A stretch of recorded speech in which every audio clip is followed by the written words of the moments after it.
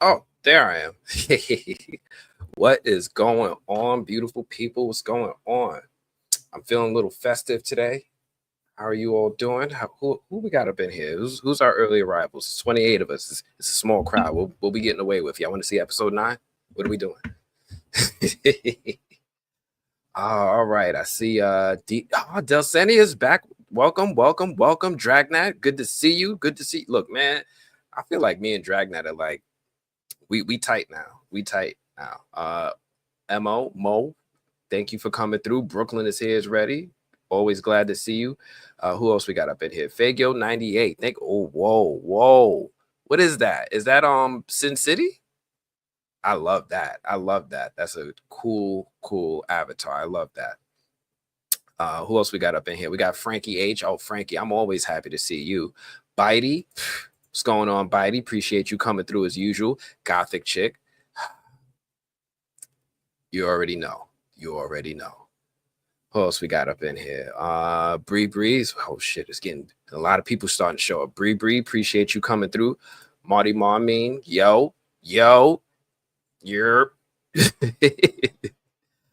who else we got up in here? Riavi. Hey. Frostradamus, always appreciate you. You made it. We here now. We in the building. We here now. What else we got up in here? Look, we got a lot. We got a lot to talk about. Man, I've been waiting for everyone to get to episode 8 so we could talk about this. Ooh.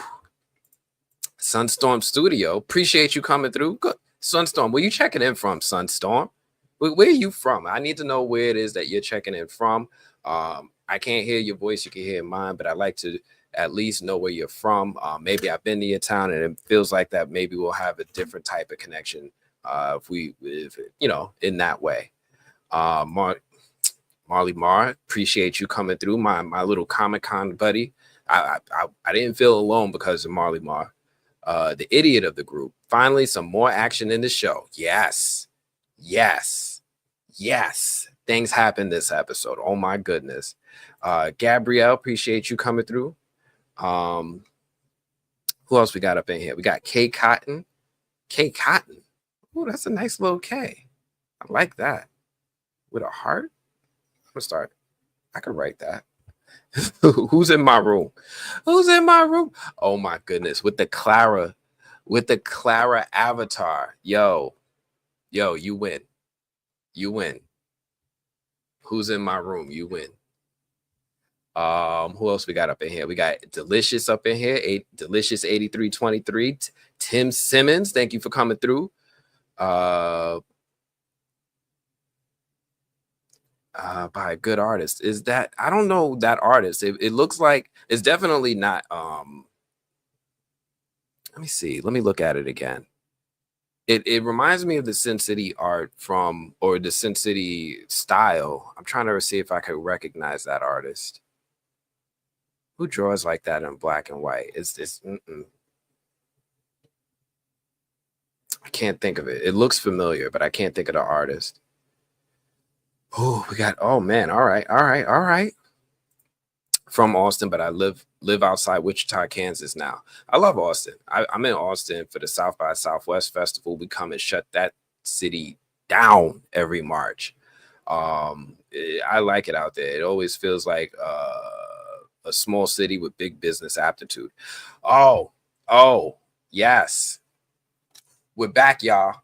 E-Man, listen, thank you. I didn't even get to that yet. But since we're here, yes. Oh my goodness. By the grace of God, I am monetized. I'm finally monetized. It just happened like maybe 20 minutes ago. I got approved for monetization. So I just started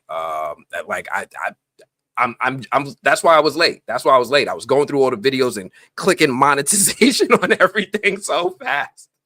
But thank you so much. I appreciate you, E-Man. Always appreciate you coming through and hit me with this. Oh, snap it. Auto stars super chats. I didn't know that. All right. So now we got a precedence. Now we have a precedence. Now we have something that I can follow and I can use. For those of you who want to make sure I don't miss your comment, I guess you can super chat. You can super chat now. We in here. Oh my gosh. Oh, thank you, guy. Thank you. Oh my goodness. Oh my goodness. Thank you. Oh, listen. I see you all. I see you all. Thank you. Thank you, Gabrielle. Thank you, Marty Ma. Thank you, Bree, and everybody else. I see y'all, Sunstorm, none of your business. Thank you. Thank you. Thank you. Oh my goodness. It's been a long time coming. Oh man. So what y'all want to talk about? I know what y'all want to talk about. Yeah, E-Man's in the house. E-Man, my brother from another mother. Always happy to see him come through. It's been a long season to just, to get through it. But at the end of the day, the way I look at it is, oh wait, hold on. We got. Hey, I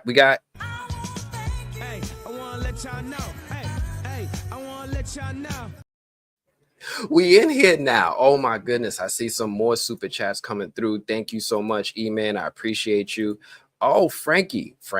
Yes. Thank you so much, Frankie. I thank you so much. Oh my gosh. Thank you. It's been it's been a long time coming. Oh man, I'm like, I don't even know what to do. Like my heart is full. It's a blessing. It's honestly a blessing. Thank you all so much. Who else we got up in here? I got time today. Oh, first time catching a live. You came at the right time. Yeah, you got time today. We're going to get to a lot of stuff. I'm going to try to do this a little bit more organized today. Unfortunately, I was scrambling when the monetization got turned on, so I wasn't able to get my images together. So instead, we're going to do this a little bit differently. And I guess I'm going to just play from my copy of the episode and just fast forward to specific moments that we want to talk about. I'll be better prepared next week, y'all. I was really unprepared for the monetization to be enabled. So here we are. Oh, K Cotton, thank you so much. Listen, thank you so very much. I'm so hold on. Let me you deserve it. Yeah.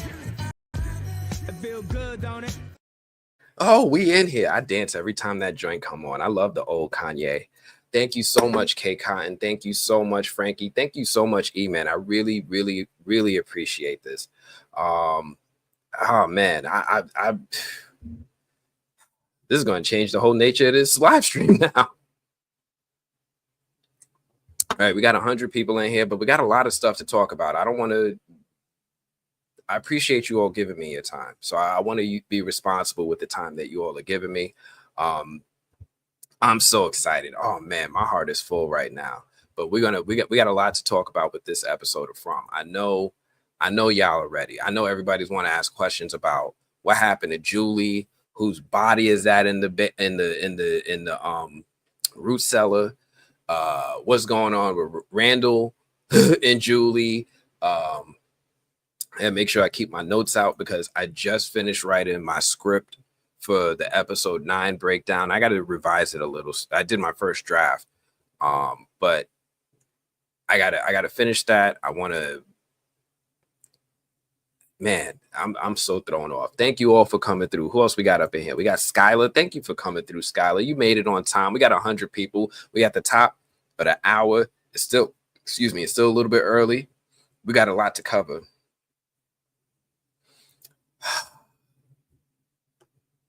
Thank you so much, T-Ville. I really appreciate this. I handled the demonetization with grace and class. You work harder. I wish you the best. Thank you. You know, the way I looked at it was that,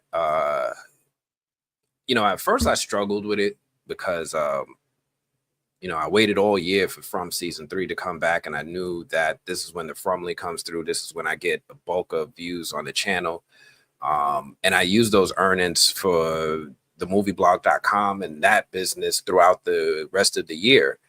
I don't want to get like too personal or even too like religious. I'm not trying to impress my beliefs on anyone or project my beliefs on anyone, but I just tried to find the value of that time and what I could learn from it. And I started to learn to look at things differently. It started to remind me of back when I started on YouTube and how hard it was for me to start. And it made me a little bit more receptive to the idea of helping those who could get there, right? Like people who needed help, and just be a little bit more open-minded, wholehearted with my efforts. So thank you all.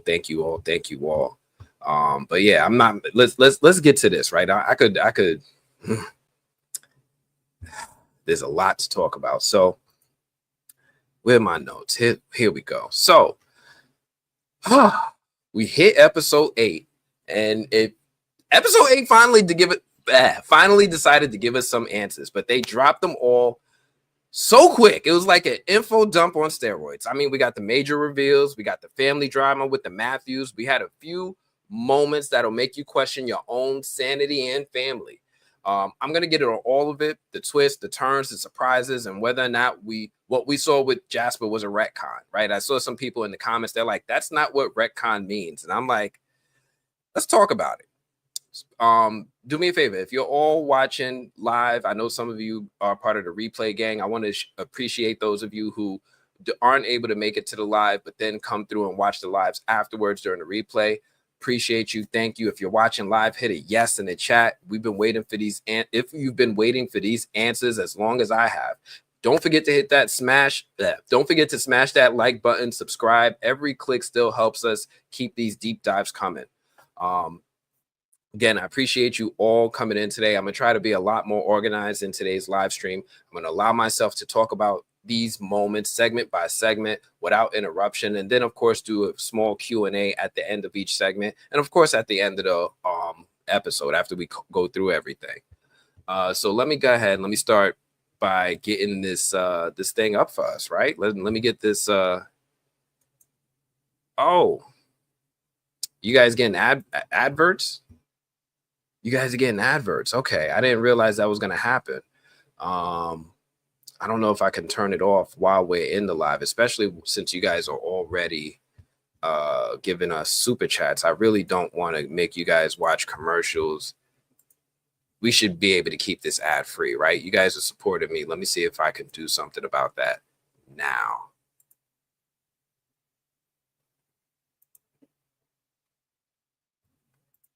Oh, it might. Maybe. No, I don't think so. Oh, all right. It turned. I don't know if I could turn them off, but I can turn them down. So let's start off with the beginning of the episode. I know everybody's got questions. We want to talk about it, so let's talk about it. Let me get this live up for this video up for us. Man, this episode had a lot, right? This episode had a lot. You don't see any ads? Good. I know, finally gets ads, turns off ads. So here's the thing. The way I feel about it is if you guys are giving me super chats, if you're giving me and donating on that way, I don't think you guys should have to sit here and watch ads, right? The ads are for like the replays and things like that. But if you're watching live, I think you guys should be ad free. That's just how I feel about it.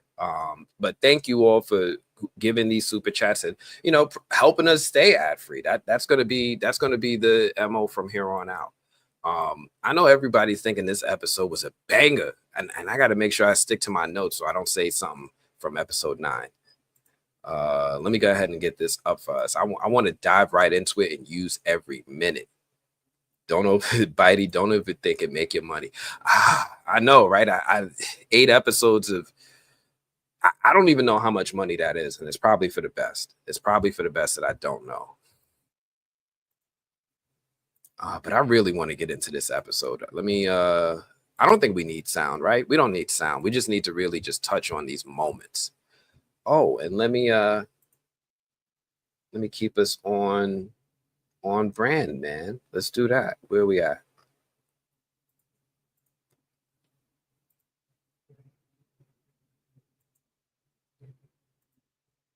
Here we go. Oh, that's there we go. Now we're cooking with grease.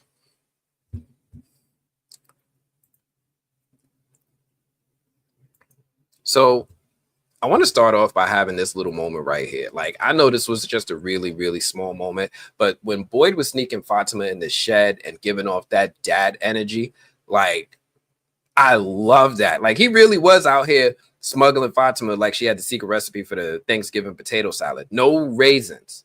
Okay. For any of y'all who don't know, we don't need that in the potato salad. Keep that out. But he was out here sitting here hiding her, smuggling her along.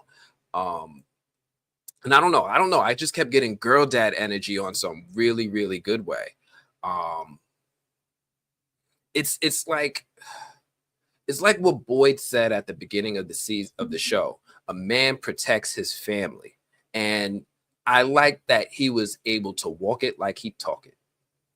So this just really, really cool to me. I love that he did that for Fatima, even though Fatima did something horrible. She did something horrid. She took out Tilly, who all of y'all was acting like was sus for with no justification or reason. He was still ready to protect his daughter-in-law. And I said it in the video, like, as soon as she said I do, the moment she said I do, this is family with a capital F, no spaces. This is family. Fatima is in. She's part of us now. And I love that he brought that energy 110%.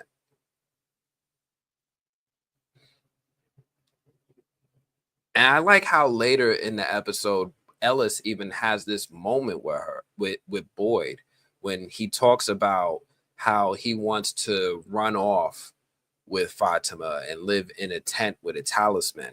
And Boyd was like, "Yo, you bugging. You out your mind. What are you thinking?" But then he just asked him, like, "Yo, what would you do if it was mom?" Right? Like, what would you do if you had a moment to run away with mom and protect her? Like, would you do it? And like, the more I see the show, the more I start to really, really respect and understand that this show, this show,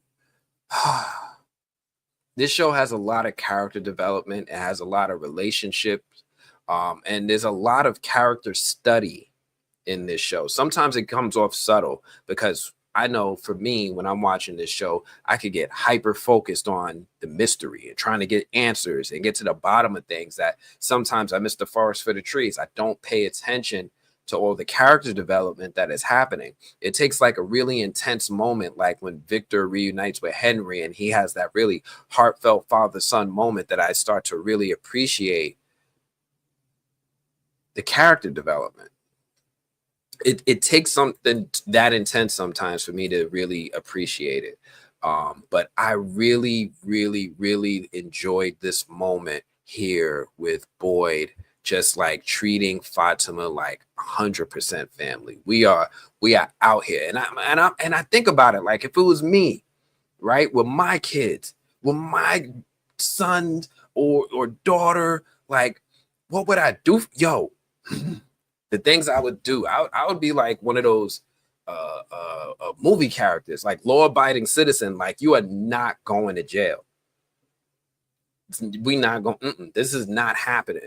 I'm curious if anybody else saw this moment. What were you? If you guys had any thoughts on this moment, was it just something like, all right, Boyd's doing it? But I love the way that the show did it. It was a cold opening immediately. We just saw Tilly got stabbed, and then the next episode, Boyd's in the woods running. Like, yo, that was amazing to me. That was amazing to me. I love that. Yeah, yeah. I really, really appreciated that. I really appreciate these little moments.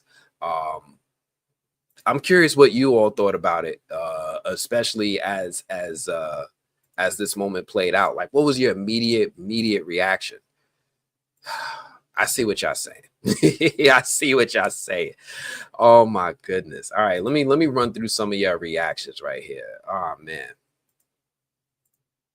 Let's see who said something first. Oh, first off, Skylar the writer, appreciate you coming through. One of our regulars on the Monday Night Movies crew. Appreciate you. Thank you. Hey, I don't know if I need to run this anymore, but I'll put it up.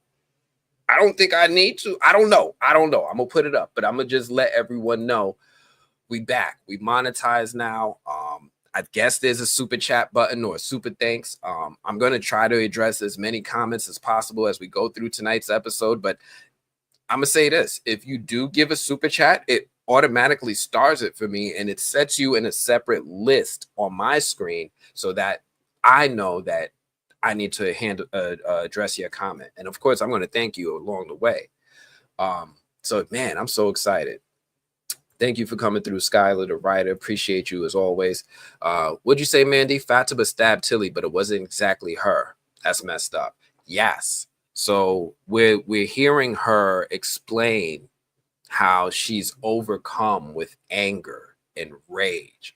And I don't know who commented on it last week, but I was dropping breadcrumbs in the deep dives, and I've been doing that for a little bit, but they're so light, they're easy to just go over people's heads. But I was pointing out how not only was Fatima getting strangely angry, everybody around her was getting angry, right? Like they were sitting there, they're looking at the sonogram. Fatima's like, I am pregnant. There's something in there. And Christy was like, you should have freaking told me, Boyd. Everybody was getting angry. And Aunt Boyd was like, do your fucking job. Like, that's all I'm gonna say about that.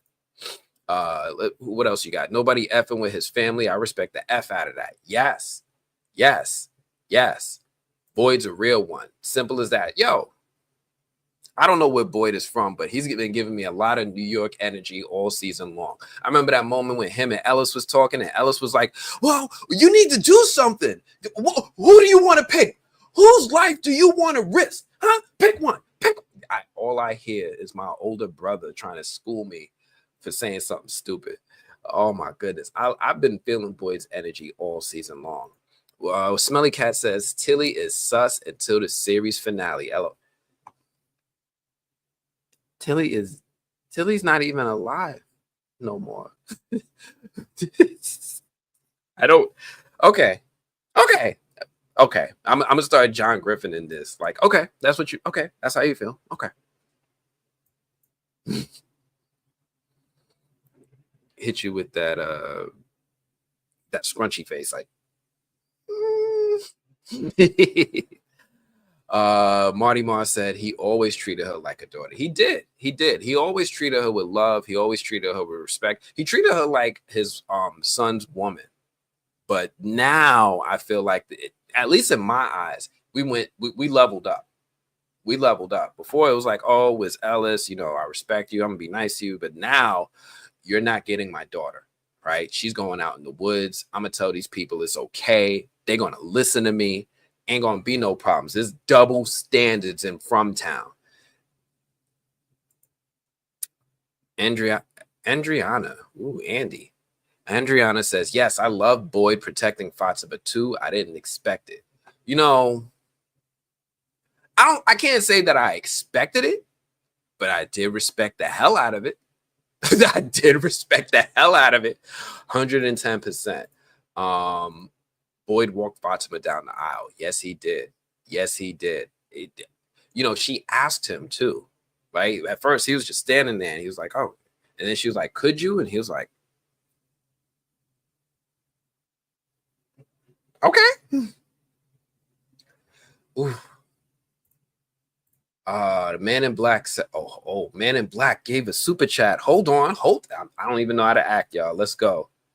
There's only one thing to say for those, right? We only got one thing to say for those. Oh, where's it at?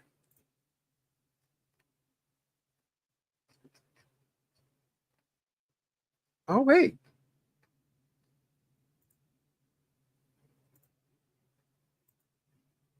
All right, well, I'm gonna address it first and foremost. Man in Black, what are your thoughts on the cryptic origin by the boy in white?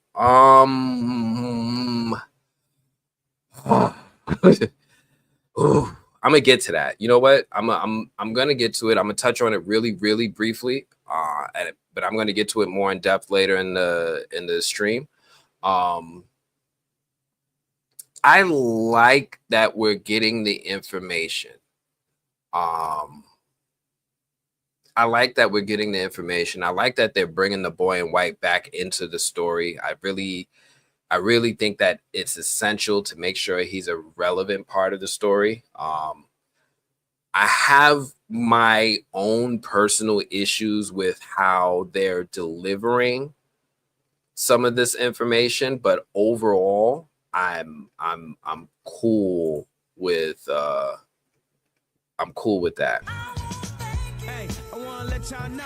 Hey, I wanna let y'all know. Ooh, all right. Oh, so that's what it is. All right, y'all. I'm still getting used to all of this. So we're gonna use this one. No, not news. All right, we'll use news.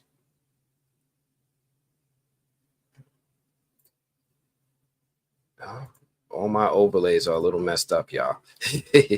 I'm gonna get this working. I'm gonna get this better. Oh man, I'm so excited. But thank you so much for that, the Man in Black. I appreciate the question. I'm gonna touch more in depth about that specific aspect of the boy in white story as we get a little bit further. A lot of comments. Oh man, it's like 76 comments. So I'm not gonna be able to get to every comment as we go through. I'm gonna try to pick some of these out. But I want to get to the next segment, right? We see Boyd. We see what happened here. My next thing that I wanted to chat on was, where's he at? Where's this man at?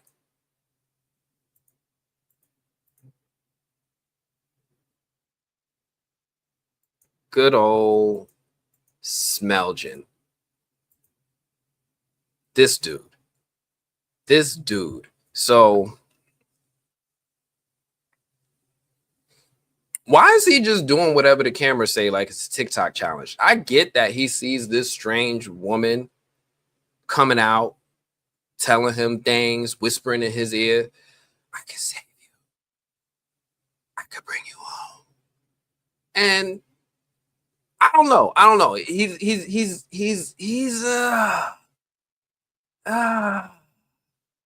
It's really just blood and doom that's coming from her, right? Like he's treating her like she could be trusted without question. I don't know. It just made me think. I don't know. I keep thinking about Ghostbusters. Yeah, I remember Ghostbusters, the first movie. They had this little segment when Ray was dreaming, and like a ghost came as he was sleeping, unzipped his pants, and you could just see his eyes just go. Like, what is she doing to get this man to wrap around her finger? No, let me stop. But it's really, really weird to me that he's just doing stuff for her without any question. What do y'all think? Do y'all think that the zombie lady could be trusted? Like, is Elgin on the right track? Because I remember season 1 when Sarah was getting the message in her arm to, take out the boy. Some people were wondering, what if they were telling the truth, right? Like, what if that would save them? How do you know? How do you know for sure? So on one hand, I'm like, yo, this zombie lady is questionable at best, but maybe, right? We really don't know. She's giving me Onryo vibes, but I don't know. I'm curious what you all think. Let me see. Bree says Elgin is just really tired. He doesn't really know what he's doing. Smoke One Kenobi, listen, you're not too late. You right on time. Thank you for coming through. I appreciate you. Unicorn, appreciate you coming through as well. Thank you. Always happy to see you. What do we have? Boyd has ceded any and all credibility. He said all that crap to Acosta for being a cop who shot someone, but then he went on to cover up a murderer. The difference was that Acosta wasn't his daughter. You see that double standard there? You see how that works? Everything is copacetic until it happens to one of my family members. I ain't going to sit here and be like, I'm holier than thou. No, you've got to put my kid in the box. No, you don't. No, you're not. That's not going to happen. Did he throw out any credibility? Maybe. But the other question I have is, so? So? Okay. Credibility, schmedibility. This woman is my son's wife. But I feel you on that. He did. But so? What else y'all saying about this? Elgin entered straight creep show mode. Like, yo, yes, with his unlimited Polaroid. This joint never runs out of film. I remember when we had Polaroids, you had to get... Actually, I have a Polaroid. And I have film for it. I do actually still do have a Polaroid. I have one. My wife bought me one. Either for my birthday or for Christmas a while ago. It was a Mandalorian one, surprisingly. It was a Mandalorian themed Polaroid. And yeah, you got to buy film. It only takes like 8-10 pictures before I have to refill mine. He ain't run out yet. He done took pictures of all the Colony House. He got mug shots everywhere, looking like a police station. Oh, don't worry. I came prepared with another one. Yeah. He is full creep mode right now. I don't really condone this type of behavior. You can't threaten the box because he tried not using it twice, so they can't be mad at him the third time. They can though, because some of them might have liked Frank.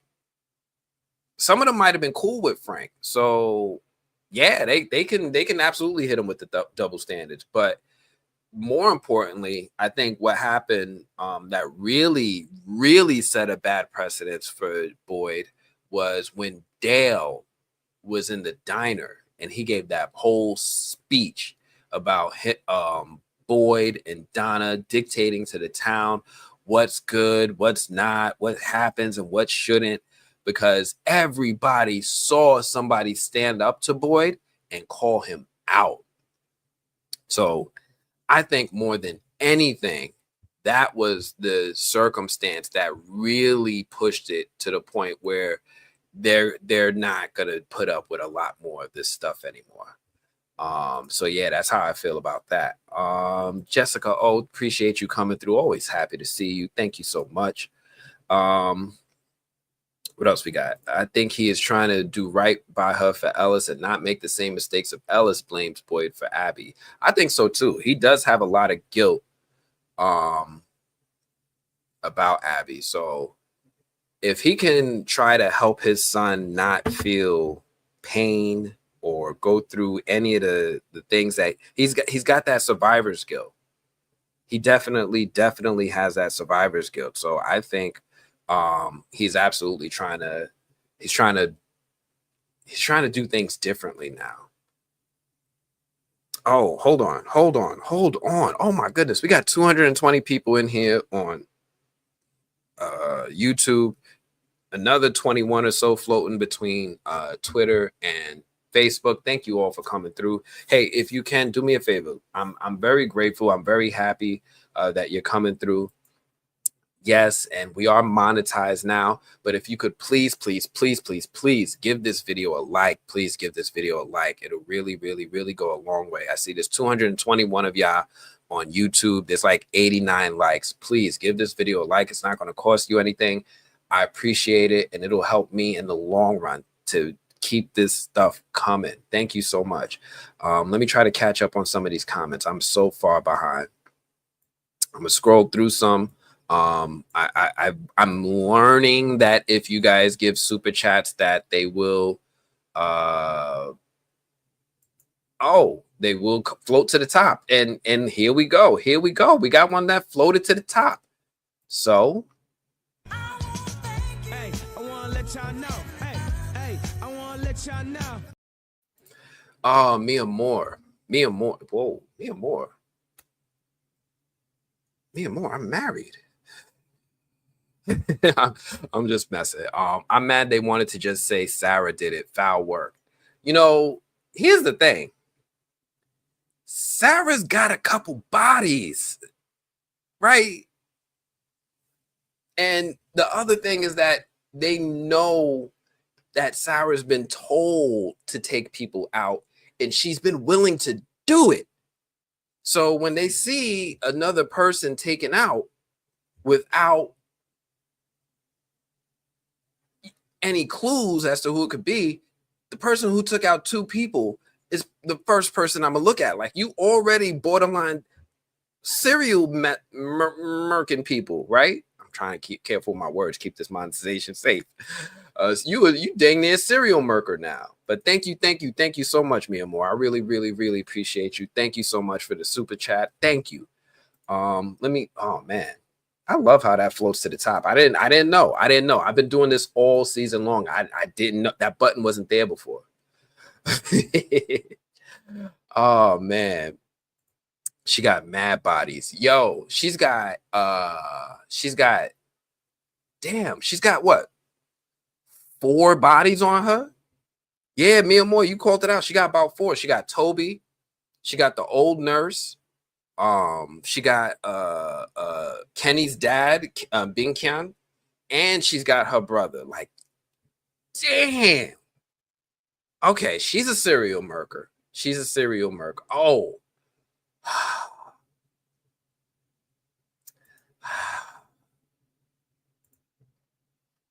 Because you could get it, you could get it, you could get it, you could get it. Yeah. It feel good, don't it?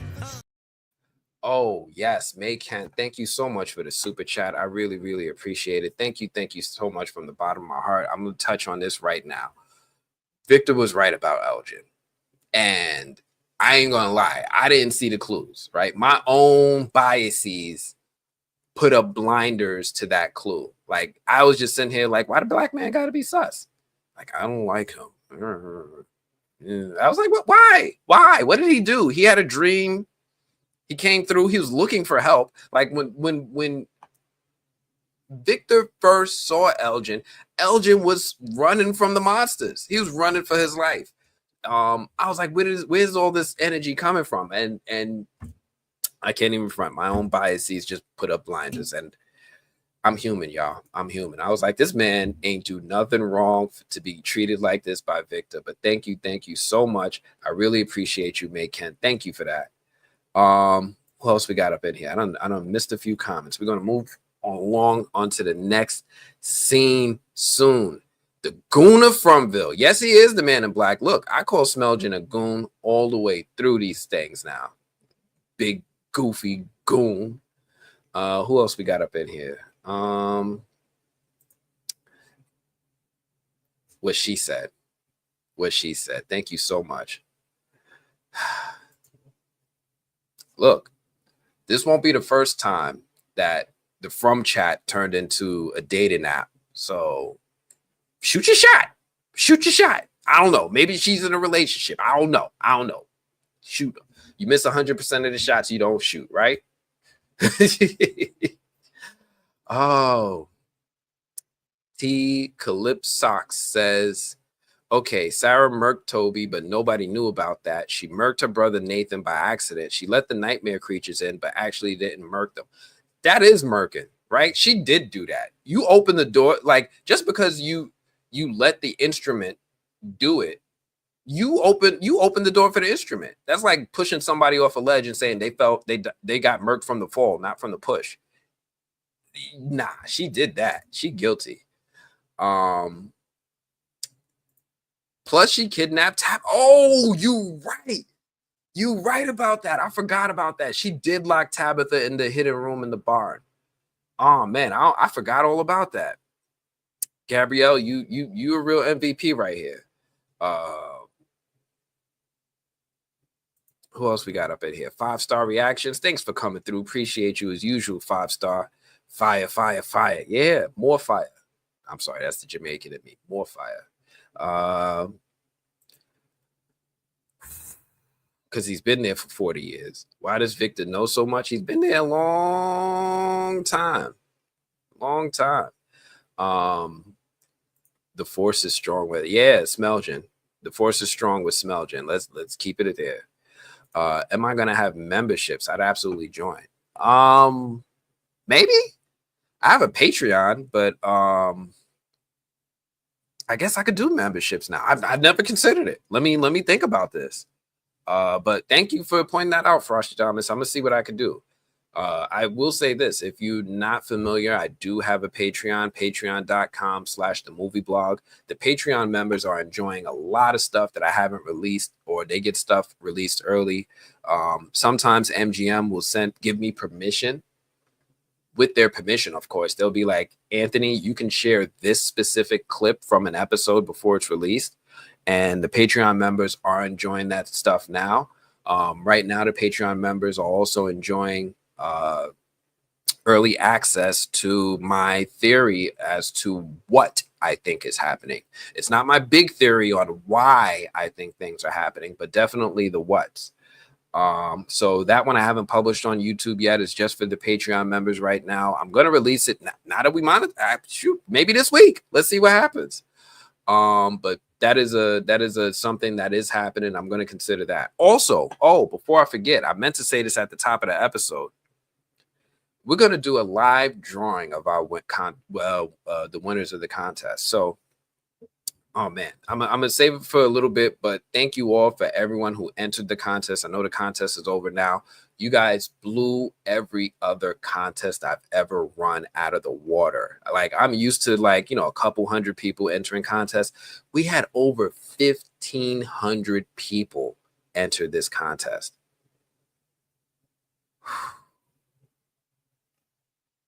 Thank you. Thank you. Thank you. Post Patreon if they let you. So yeah, let me be careful with that, right? Like, maybe I have to tweak it a little. I don't want to be caught for reusing content, my own content. Don't want that problem. Thank you. Thank you, Delsania. Yes, there it is. Patreon.com/themovieblog for anyone who's interested. I do put up the content up there for paid members. Paid membership is real low. It's like $3 entry, and then it goes up. But it's really just for you to decide what it is that you feel comfortable subscribing to. Ephraim Colbert, thank you. This channel has gone through a lot of growth, but I want to. Oh, all right. We're going on too many tangents. Let's go on to the next part. Oh, we talked about Smelgen. Oh man. So the other thing I wanted to talk about in this episode.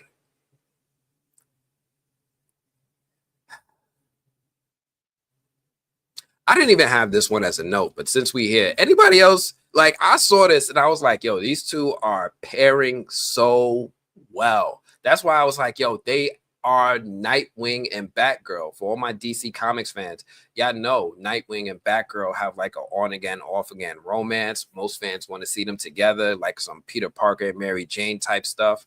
Nightwing's a little bit of a flirt. He gets around, but Batgirl has always been his day one. And I saw this and I couldn't help but see Batman, Nightwing, and Batgirl right here. I don't know. It made me think of those old.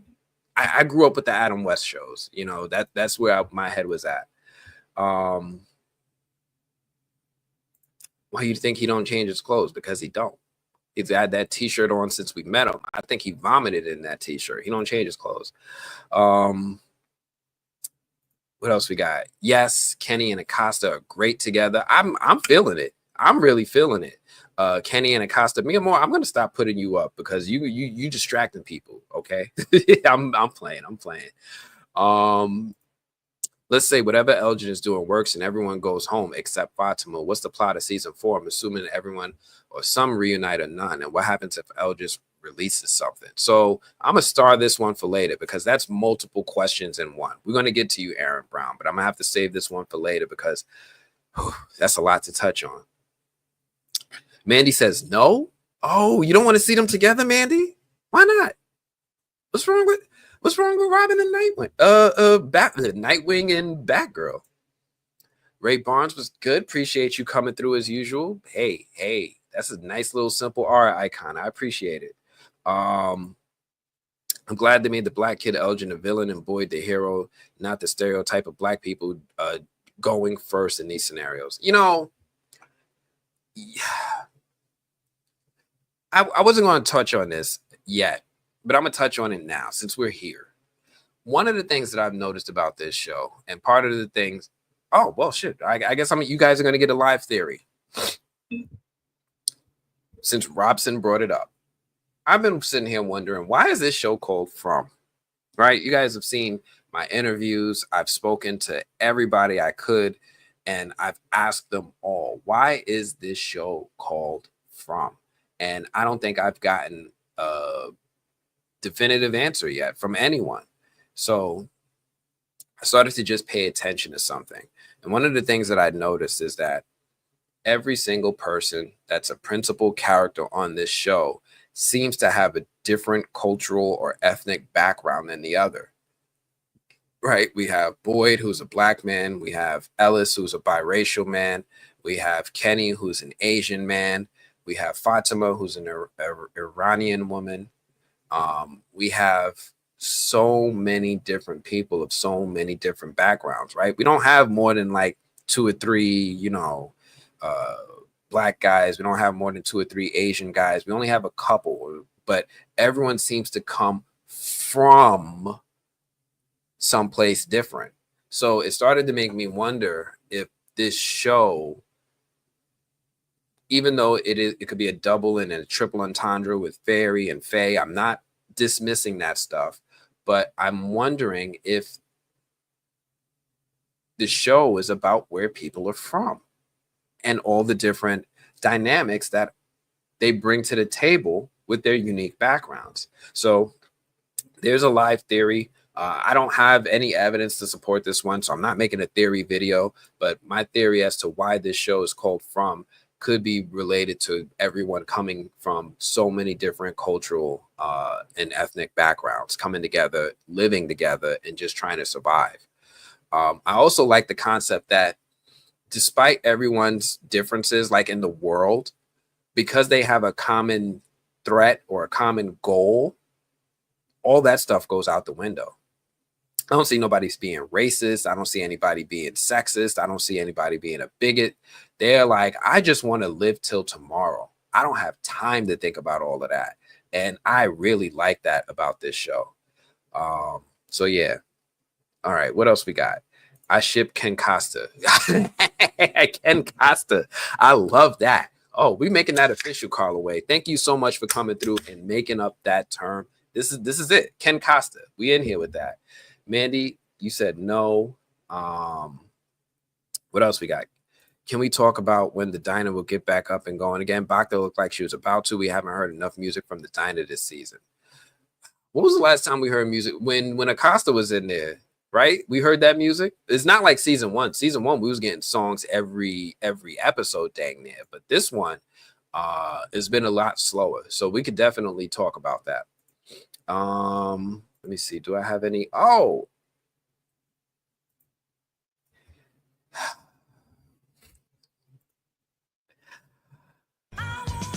Hey, I want to let y'all know.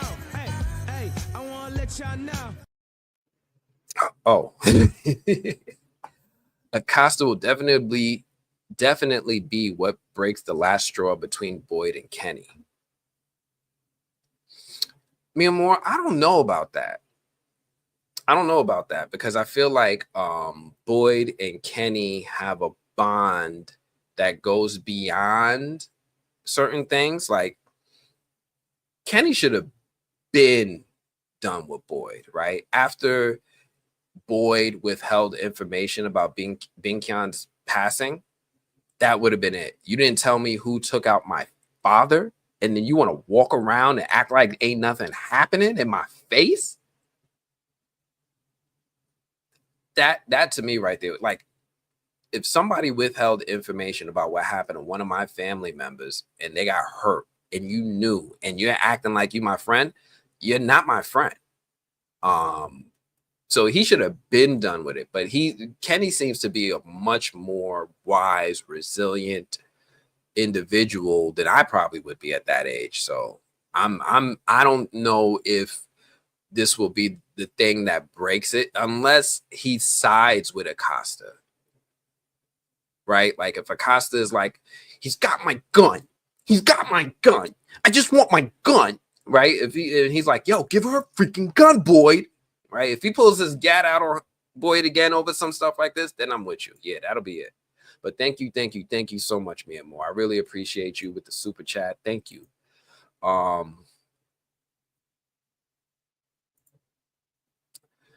The show is called From because they couldn't call it To because no one knows the directions.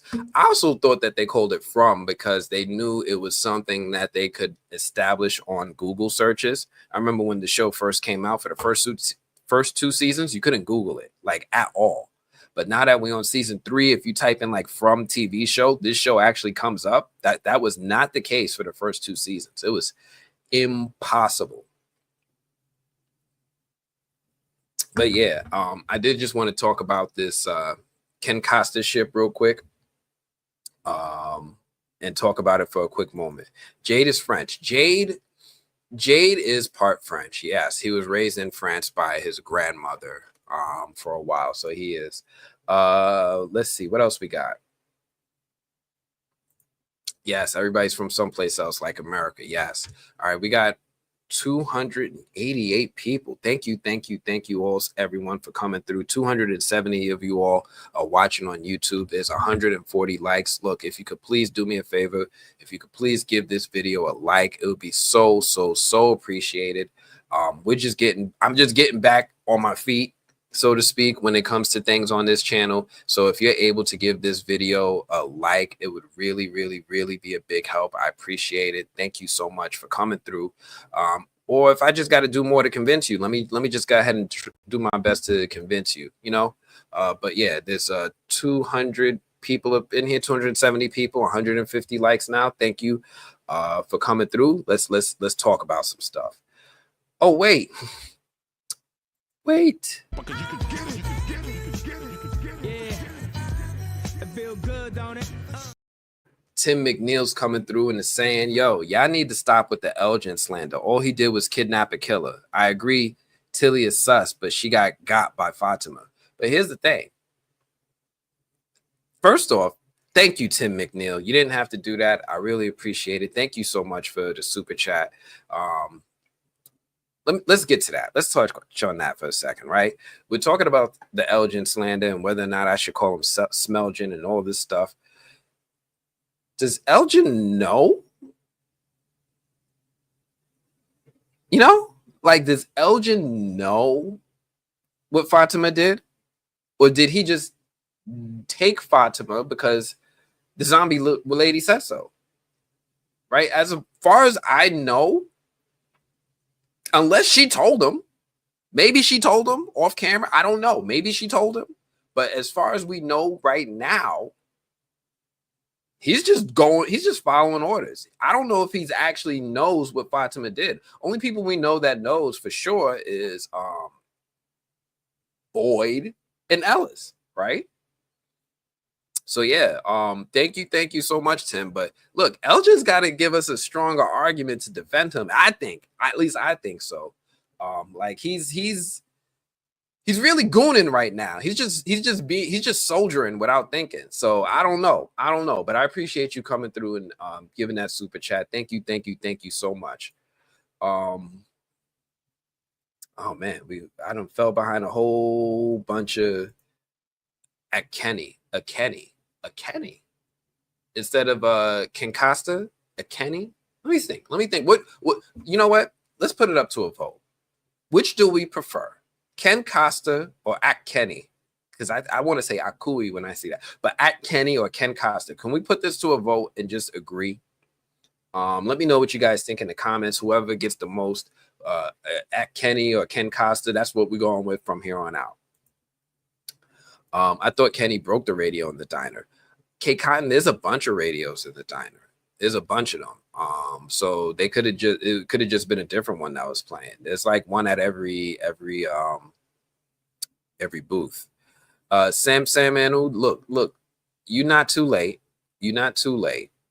I know I'm trying to put these things on at a time that works for everyone. Try to go for a while so everyone could join in and we could talk about it, but you're not too late. I'm going to start moving on in a second because we've been on this segment for a little while. And I definitely want to do some Q&As at the end. But we're going to get to it. Yeah, I got that, but I can't see how Fatima has no USA history. Her character is Iranian, and I forget where she came, where in the US she was when she came to Fromtown, but she did give some background about being from Iran. I'm going to skip ahead because there's a lot of comments in here, so I'm going to have to skip ahead a bit.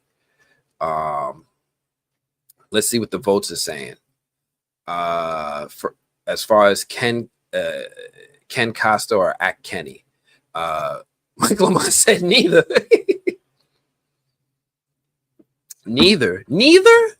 All right. Frosted Diamond said Act Kenny. Kenny. Gabrielle says, all right, so we got one for Kenny. You know what? Let me keep a tally, right? Let me grab, look, keep a notebook and pen. Oh, what's on this side? Oh, okay. All right. Those ain't from notes. Those are Gladiator 2 notes. So I was able to see Gladiator 2. Maybe I'll do a video review. I doubt it, but I did my out of theater reaction. But let's stay on topic.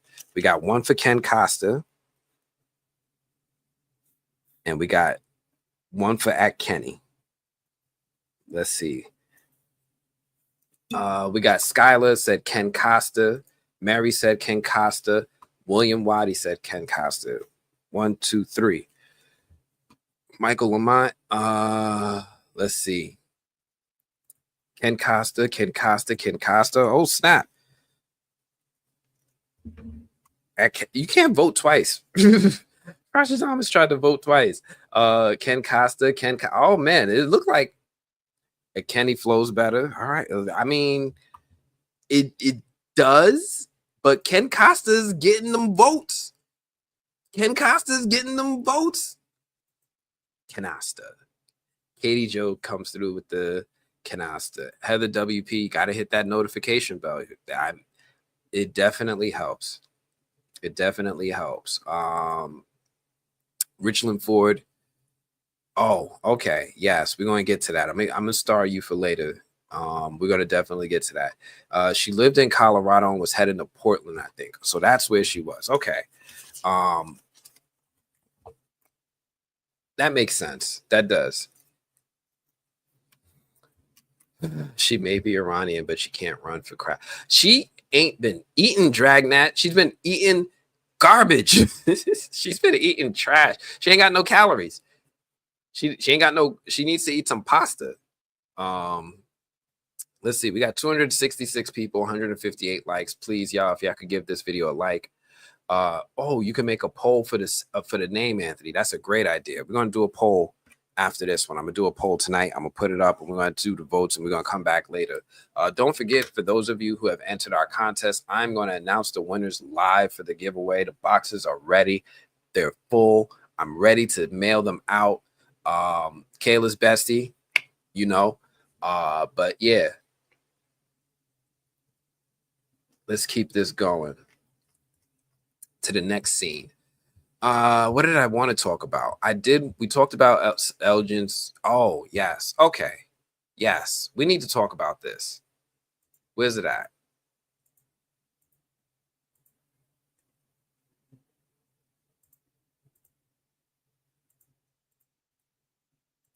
Let me get to this. Yes, here we go. We need to get to this. This whole scene here. Everything about this, right?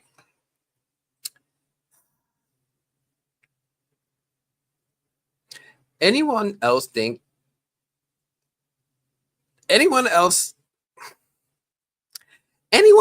what I'm seeing?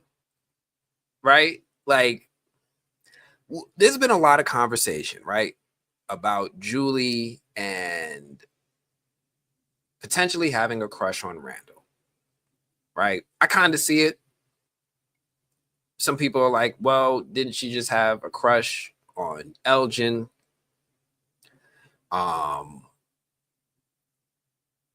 So, right, you could definitely have a crush on more than one person. I know I used to. I used to have crushes on like a couple people when I was in high school.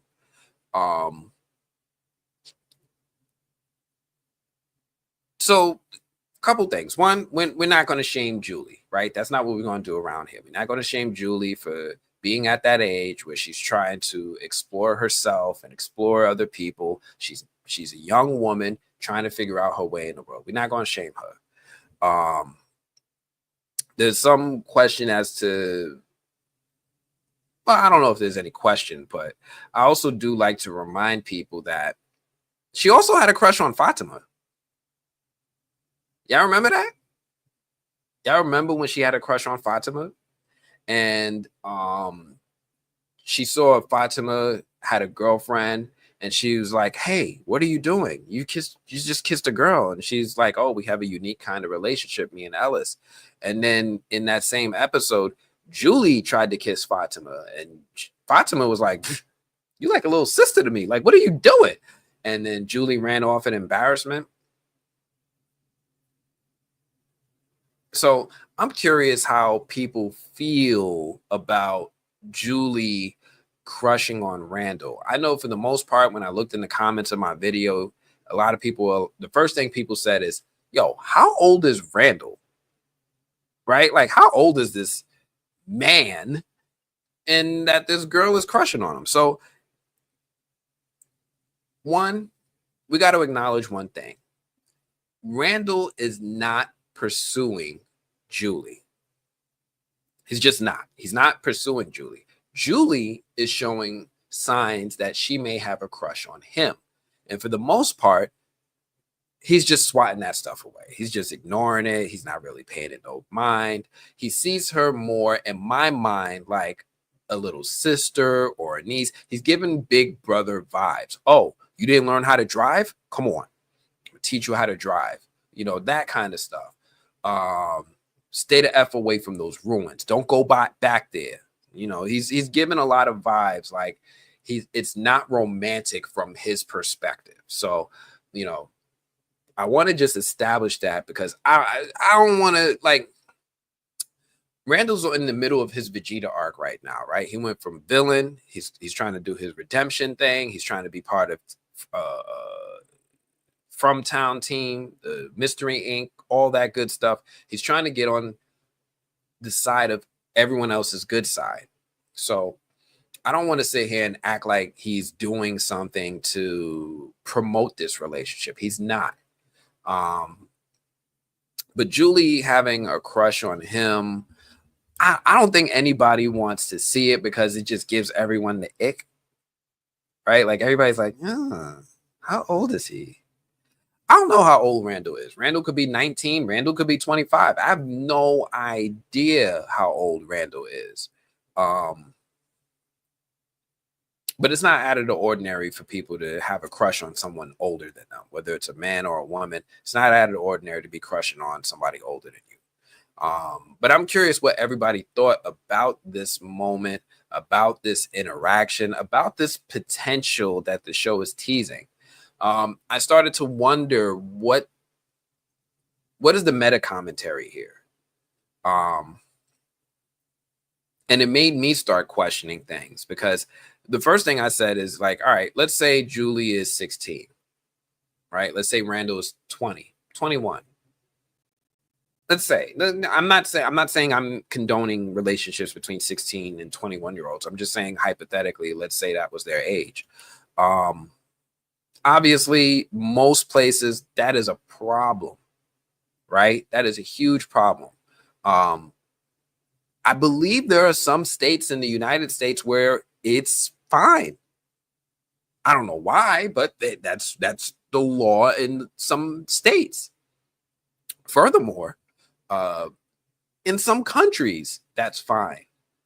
I know the U.S. And the U.S.'s history. People used to get married young, right? Like it was not out of the ordinary for 14, 15, 16-year-old people to be married. If you watch Game of Thrones, you know, what do they say? Did she bleed? Then she can be married. She could be wed, right? Like that's what they say. Yeah, she had her bleed. Like that's how they look at it. But there are also circumstances both in American history and in world history where women who were younger would marry older men. Like sometimes they would have an arranged marriage, right? You'd have a 30-year-old man go to some girl's dad and be like, I want your daughter. What do you want? And he'd be like, give me those cows, give me these goats, give me this land, and you can have my daughter's hand in marriage. I think that was like in The Color Purple, right? Mr. came to oh man, why am I drawing a blank? But Mr.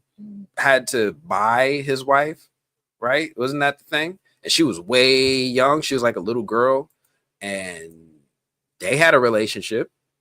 You know, not that I'm condoning any of this, but it made me think about how people have perspectives based off of where we are in the world, and it could be different no matter depending on where you are. You know, what's not cool in New York might be perfectly fine in, I don't know, Utah. I'm sorry, I didn't mean to pick on Utah, but yeah, I know what I mean. But I'm curious what everyone thought about this. Oh snap.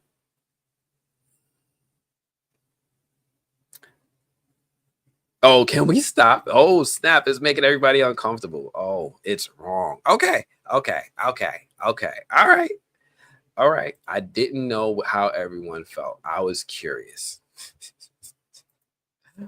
Ah. So let's talk about one of the big moments in the episode. Everything with Donna was interesting to me. So let's talk about our boy Jasper. Let's talk about our boy Jasper. Yo, Victor is getting unhinged. Victor is getting unhinged. And I think, one, Scott McCord is doing an amazing job in his performance, but it is giving us a lot more of a more understanding of Victor as a character. It's giving us so much more understanding of Victor as a character, because I know for the most time, when we first saw Victor, we didn't know what to make of him. We just knew that this dude was weird. He's drawing Julie in her sleep. He's got peaches. I don't know what's going on with this dude. And then as the show started to progress, we started to understand that he's like developmentally delayed, or arrested development even. And we had a better understanding of his character. So I love the way that Scott is playing him. He's doing all these things with the hands. He's punching walls. He's slapping himself. I love everything about Scott's performance here. So it's really, really cool. But I want to get into the whole this moment.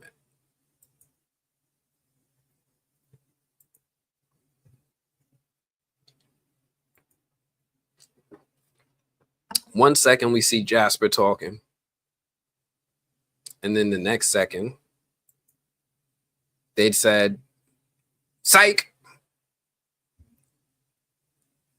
April Fools.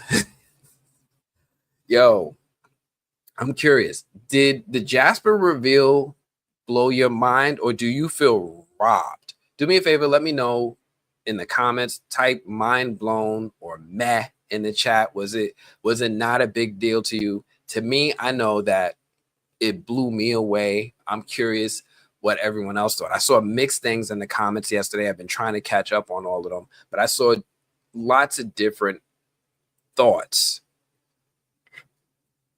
as it pertains to Jasper and his reveal.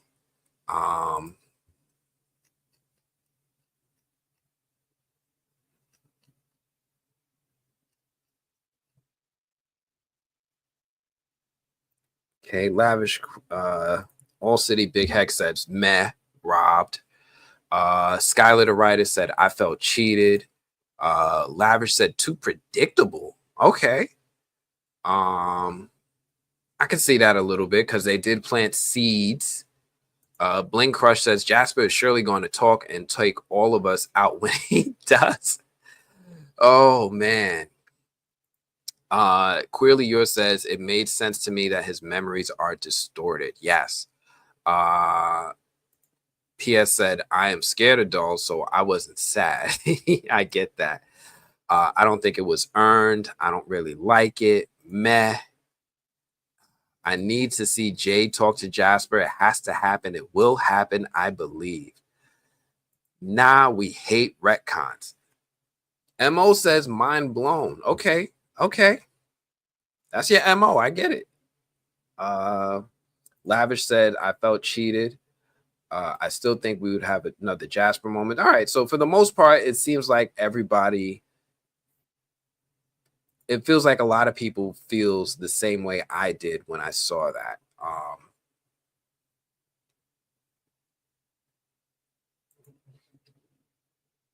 What'd you say, D8?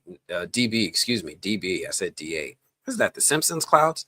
Nah, Jade saw and heard Jasper talk. He will talk. So Jade saw Jasper scream. So I got so bothered by this, and I ended up having like a few discussions with people. I don't know if E-Man's still in here, but me and him ended up having a whole debate on the definition of retcon and all sorts of stuff. He's like, that's not a retcon. You like, yeah, it is. It is, right? It's just the writers did something clever, right? The writers did something clever, right? They used Victor as a conduit. They used Victor's shaky memory as a conduit to be able to go back and change something that was established. And because it was Victor's shaky memory, it just made it a lot more acceptable for people. And that's why it was okay to a lot of people. They're like, oh, because it was Victor's shaky memory, it's not a wreck. No, it's still a wreck. Both are true. Both are true. Victor does have shaky memory. Yes, it is a retcon, but they retcon by way of Victor's shaky memory. And because they use Victor's shaky memory, it might be a lot easier for people. I know that when I watch a show and you show me something that has happened, and then you come back a couple episodes later or even a season later and be like, actually, that didn't happen. That is a retcon in my mind. 100%. That is what I call a retcon.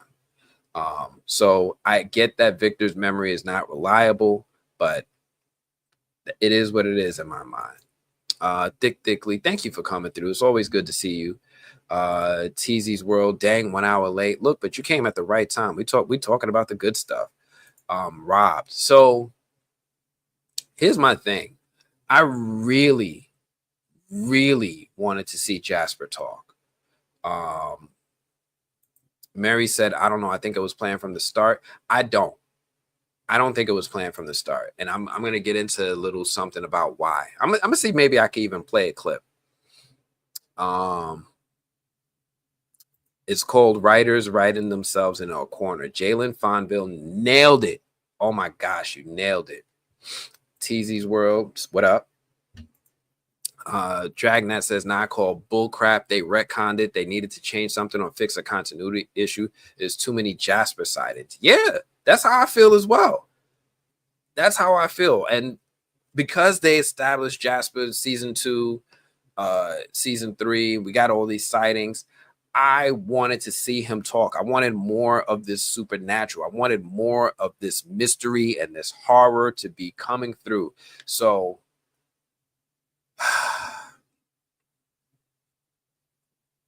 I did something I said I was going to do for a long time, and I dragged my feet to do it, but I went and I found this interview, and I'm going to try to play a segment from it. Let me see if I could find it again.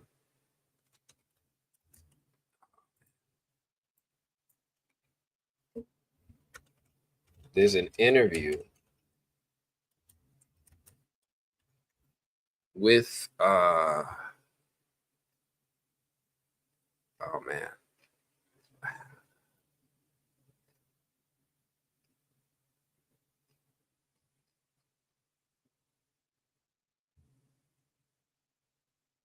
Where's it at? Let me see. Oh, dang. What did I do with it? I should have kept. I could probably find it pretty easily in my chat history.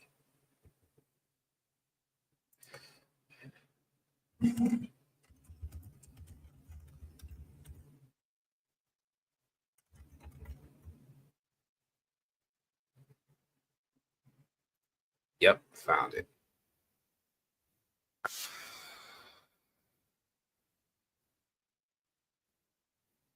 Rethink a lot of stuff about this show, and I don't know if that's a good thing.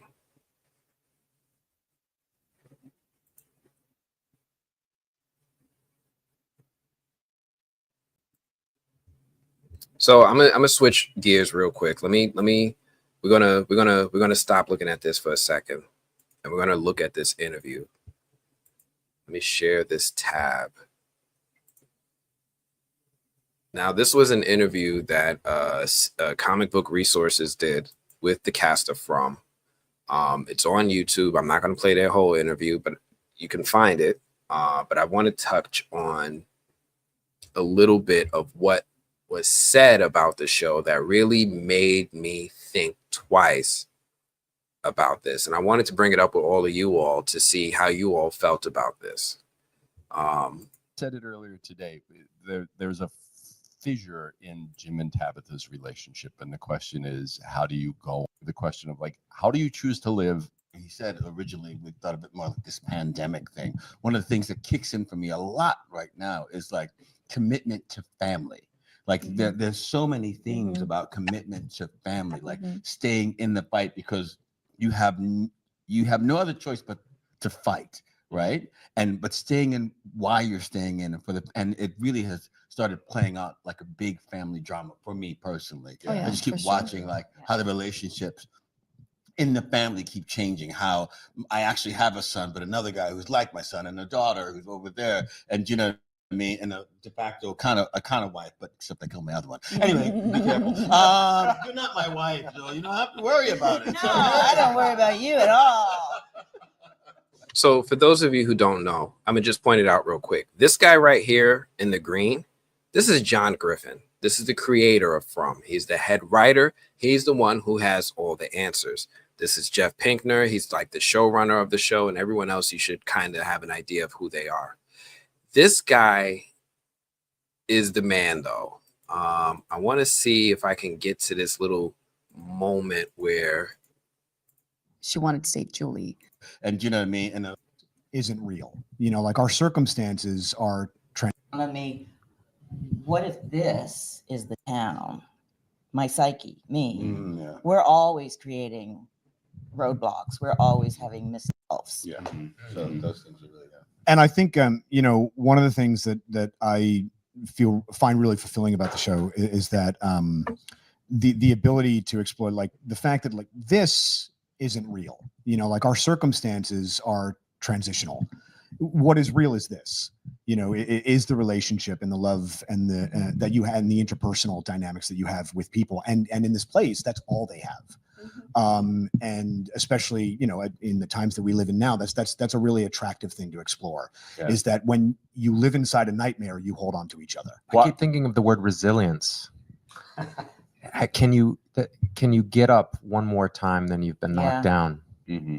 And as the seasons have gone on, I realize that is a real theme that I ponder with this show. Is everyone here in the story, every character is just gets pummeled again.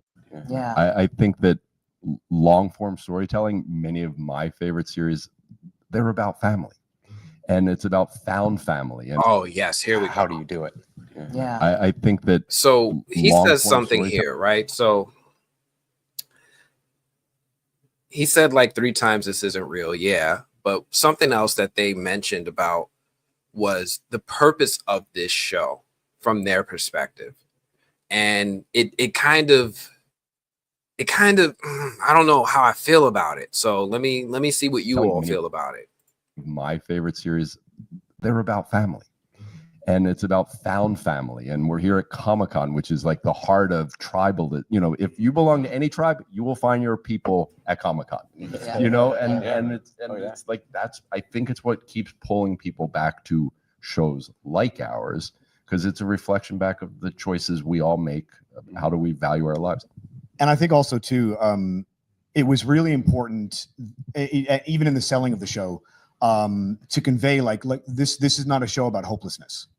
You know, this is a show about people in the worst of circumstances finding a way not just to survive but to live. And I think that's what prevents it from being, you know, I had one person early on in the process say, why wouldn't everyone who comes here just kill themselves?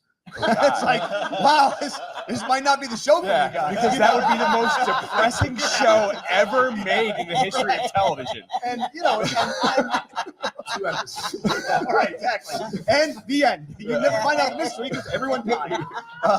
So, you know, but it was a shocking reaction to me, because it's like, because even under the worst circumstances, we find ways to live. We find ways to thrive. You know? And to find ways to convey that in the show. Like, one of my favorite scenes in the series is when Boyd and Kenny have a catch in season 1. Right. You know, and it shows that, like, you know, even here we will find those moments. Yeah. You know. Yeah. But you guys do love you use the word pummeling, and you guys love pummeling your characters. I will say, you guys get a particular joy out of the pummeling, it seems like. A very wise writer friend of mine one day said the best television is falling in love with characters and then watching them suffer. Yeah. It's a writer's trick, right? They call it bittersweet for a reason. Yeah. What can you guys? I mean, fans are gonna like. So here's the thing that kind of Hate seeing ads? Here's how to get rid of them or get paid to see them. Do you know? Here's the thing that kind of didn't sit well with me about it. They mentioned about what was the purpose of the show, and you guys can watch the whole interview, but one of the things that they said was the purpose of the show isn't to solve the mystery. The purpose of the show is to see character development. It's about the characters. It's about people's relationships, about their engagement with each other. And I don't know how I feel about that. Like,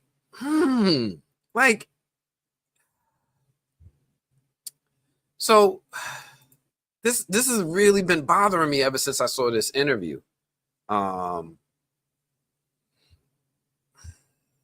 Mainly because, you know, watching from, engaging with the Fromly, building up all of this, I can honestly say 90% of us are here for the mystery, right? Like 90% of us are here for the mystery. And I don't know how many people from the TV show are watching right now. If you guys are, listen, the characters are cool. They're great. Ethan, Tabitha. I'm sitting here because I want to say their real names. I'm like Ian, Catalina. No, Tabitha, Jim, Boyd, Ellis, Donna, even Dale. These characters are cool. But you guys sold me. You hooked me with the mystery.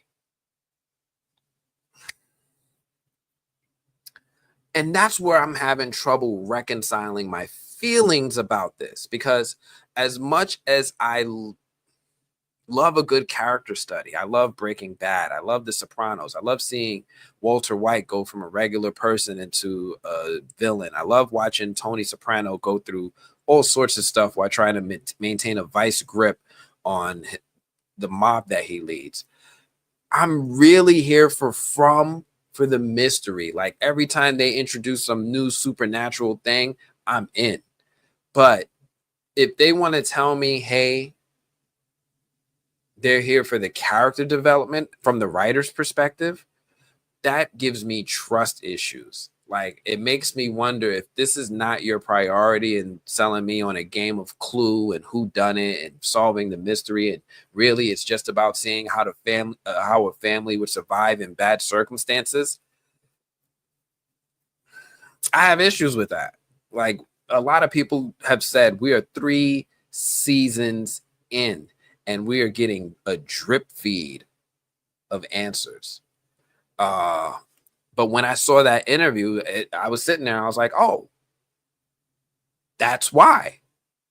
That's why. It's because from their perspective, they're doing a whole bunch of stuff, because we saw Victor's dad come to town. We saw Tabitha go from, you know, a disgruntled wife to having 10 energy.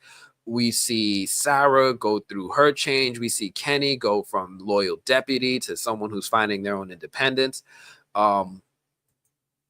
It's a tough pill to swallow. Meanda Terese says, I think you're reading too much into it. I'm gonna have to. I hear you. I hear you. I've met writers. I know writers, and I've been pretty good at predicting things based off of a writer's perspective. And a lot of us have been paying attention to how the storytelling is whenever they're about to touch on a revelation of a big mystery, someone gets interrupted. We catching all these little moments that identify the writing style. But now that I have this new piece of information, when I look back, now it makes sense about what they felt that they were accomplishing these last 3 seasons. They were accomplishing character development, character growth, character progression. But yeah, this is that was a tough one for me.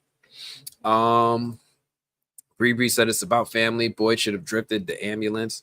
Yeah. Yeah, having found family, a tribe is good and all, but we need answers. 100%. 100%. You've seen episodes 9 to 10. Can you just give a rating of how good they are? No. I wish I could, but no. Like, and I hope MGM is paying attention. I want y'all to pay attention to something like this. You see this right here? This is about the mystery. It's not about character development. It's not about what's going on with Victor or Elgin. We're here for the mystery. A lot of us are. Please. Thank you. Skylar says, I know damn well they better solve the risk me. I don't tune into a supernatural mystery show just for character development. This ain't a Lifetime original movie. That cast interview is the same BS they pulled with Lost. It was giving me Lost vibes. Frank's family. Jeez, Frank is a metaphor for how family can go wrong, right? And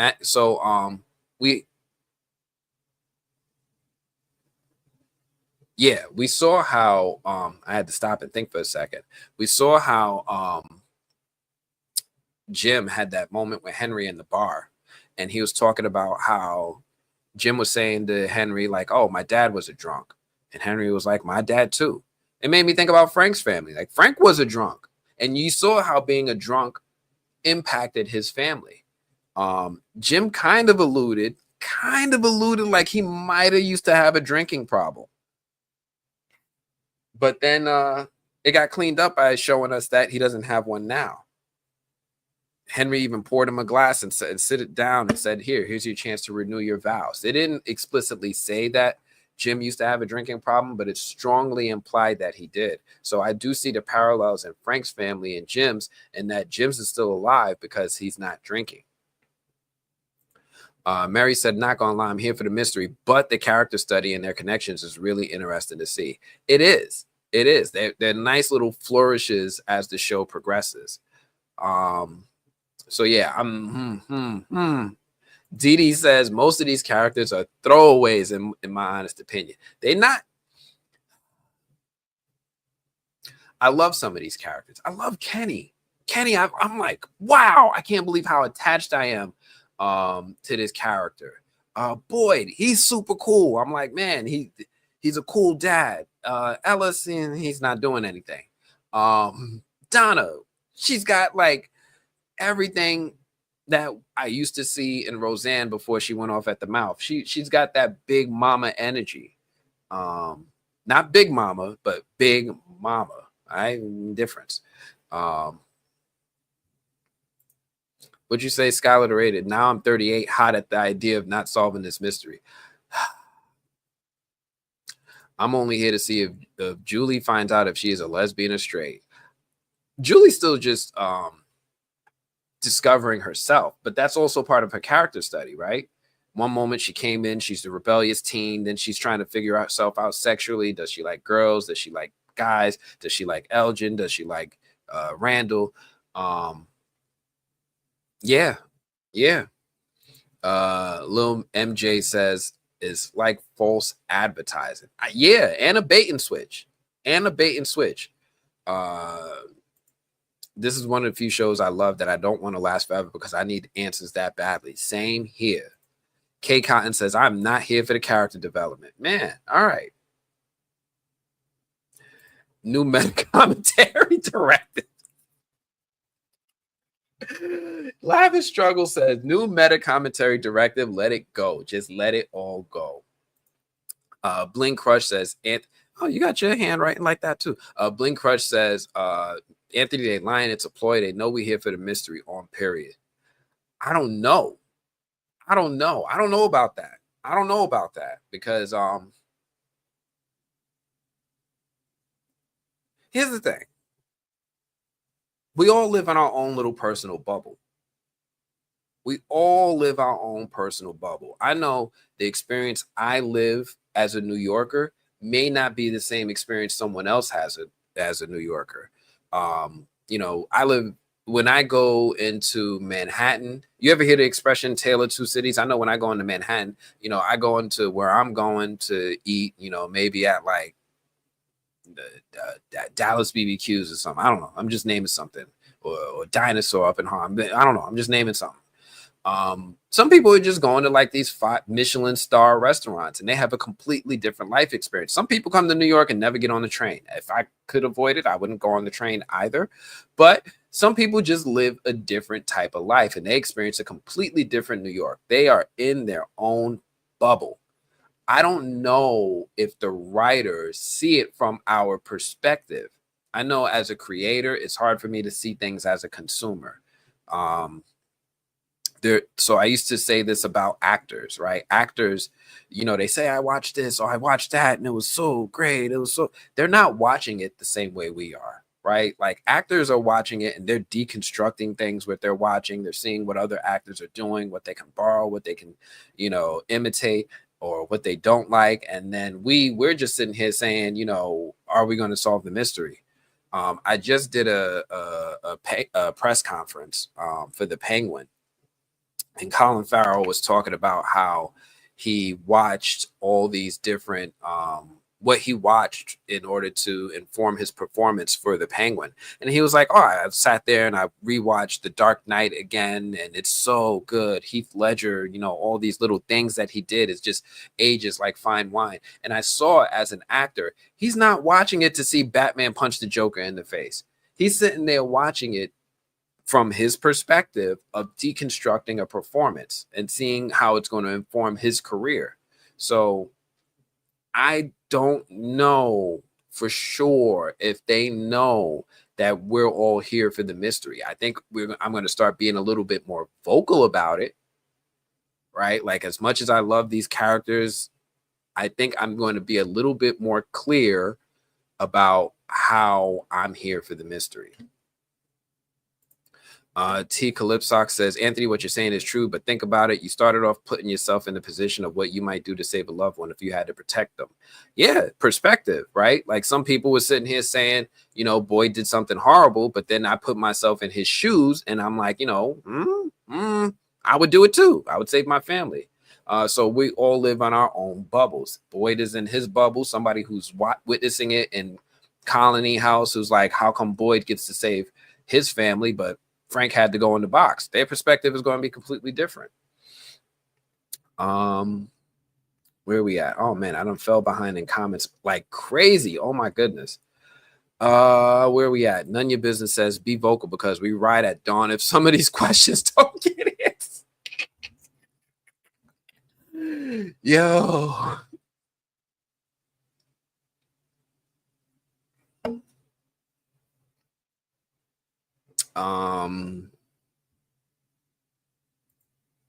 I think the monsters are the kids' parents that sacrificed them to live forever, but at a cost. I'm going to come back to that because I do have a theory about them.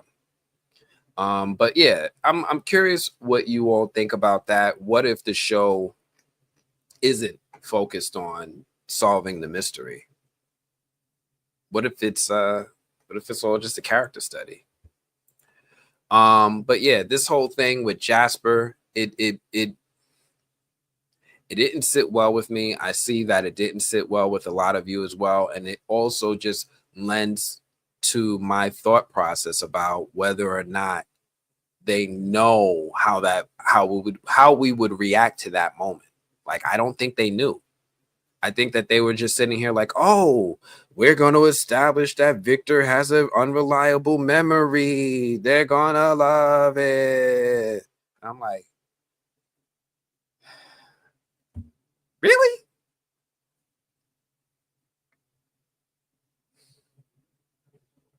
Okay. So yeah, this whole thing here. This whole thing here. So this is one of those things where it's like, I think me and Email was talking about it. We were like, journey versus destination. You know, are you a person who watches a show for the journey, or are you a person who watches the show for the destination? And I said, From is definitely a show I watch for the journey.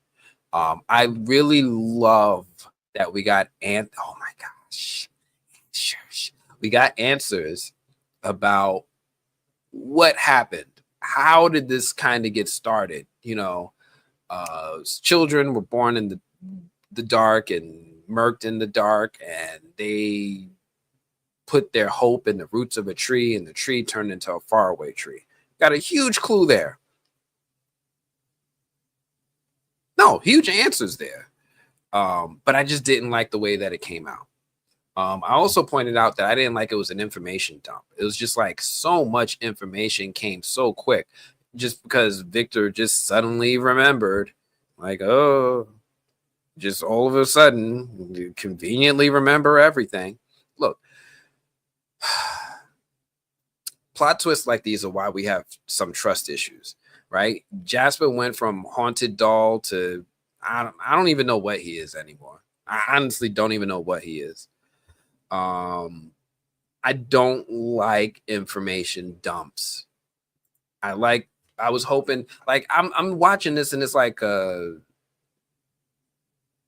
almost like watching a murder mystery or the first 48. I want to see people put clues together, and Jade sitting there with his glass bottles that are broken, puzzle pieces, Ethan talking about the chromonacle. I love that stuff. But when it's just like, oh yeah, I remember now. That I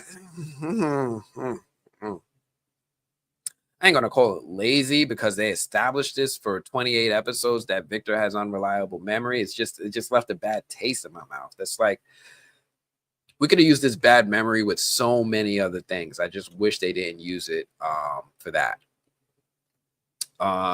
Does he really remember? It seems like it, but you know what?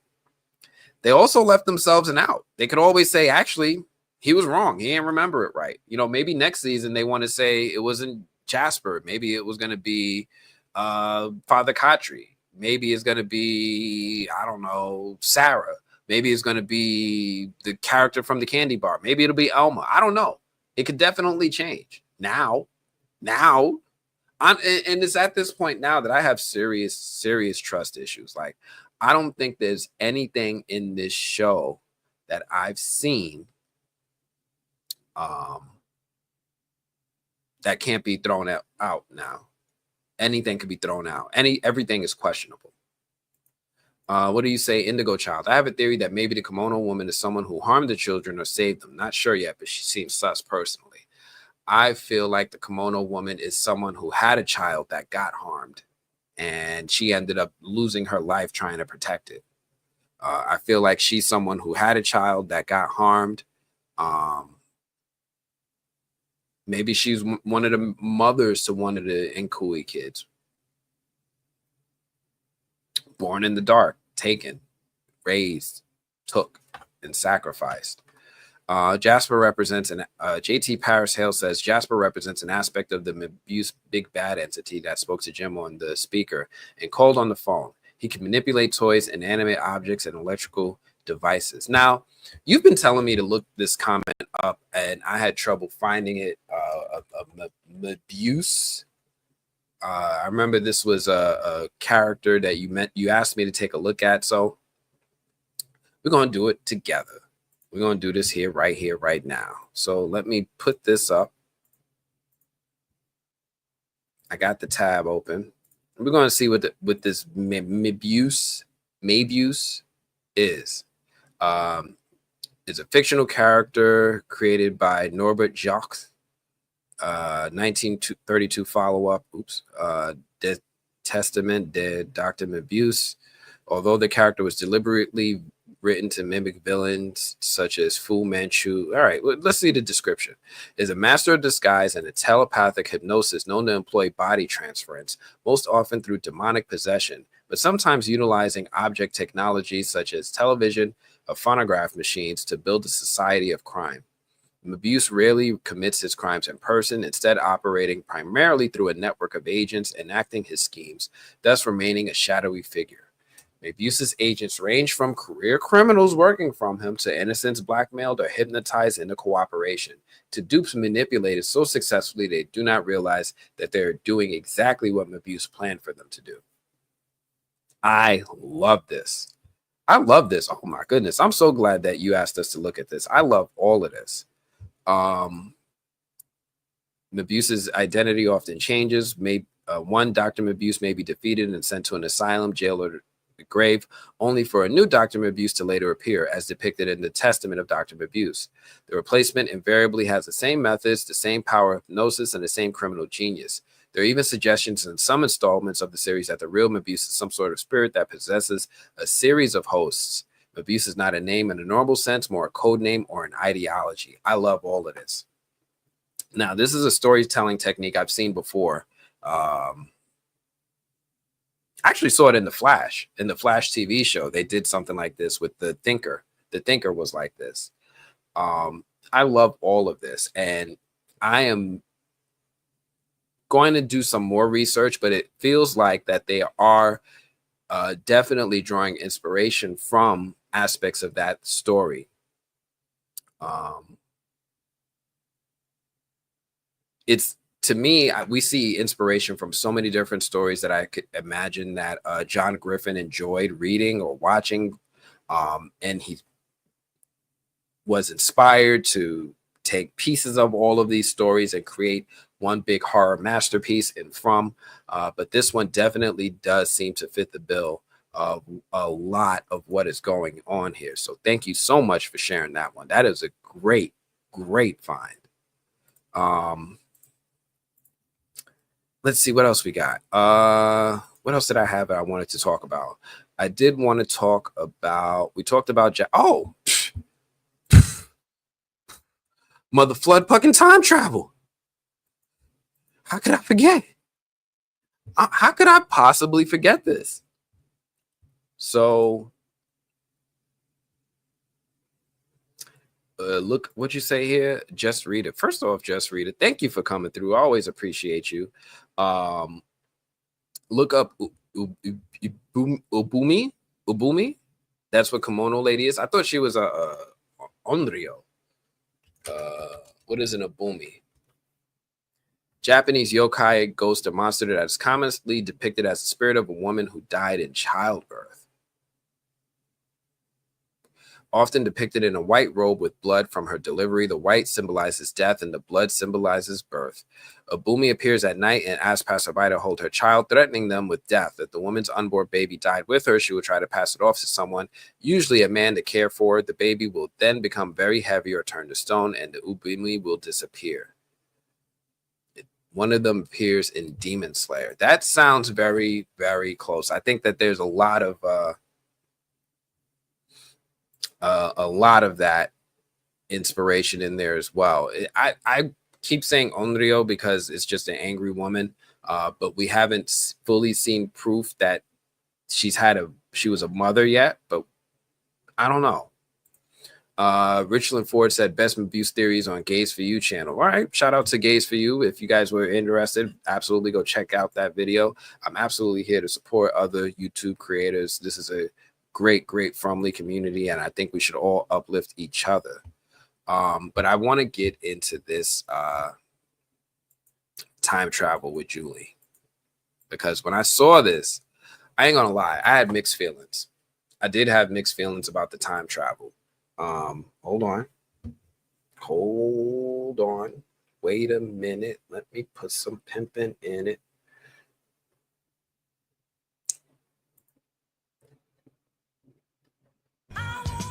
Hey, I wanna let y'all know. Hey, I wanna let y'all know. Oh, I want to just give a quick thank you to Anna for the Cash App.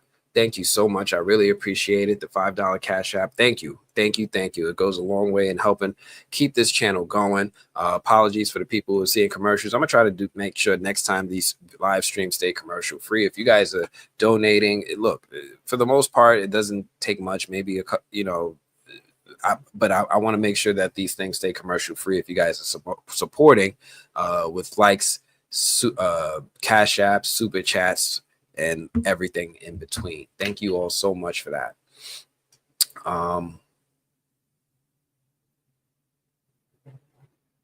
Yeah, community over competition. This is not a competition to me. So definitely go and check out that channel. Just real quick, in case you guys lost it, it is called Gaze for You. Go check out Gaze for You. There's a theory there. I'm gonna check it out after this. I want to see what's going on over there, but absolutely support these other channels and support these other creators. What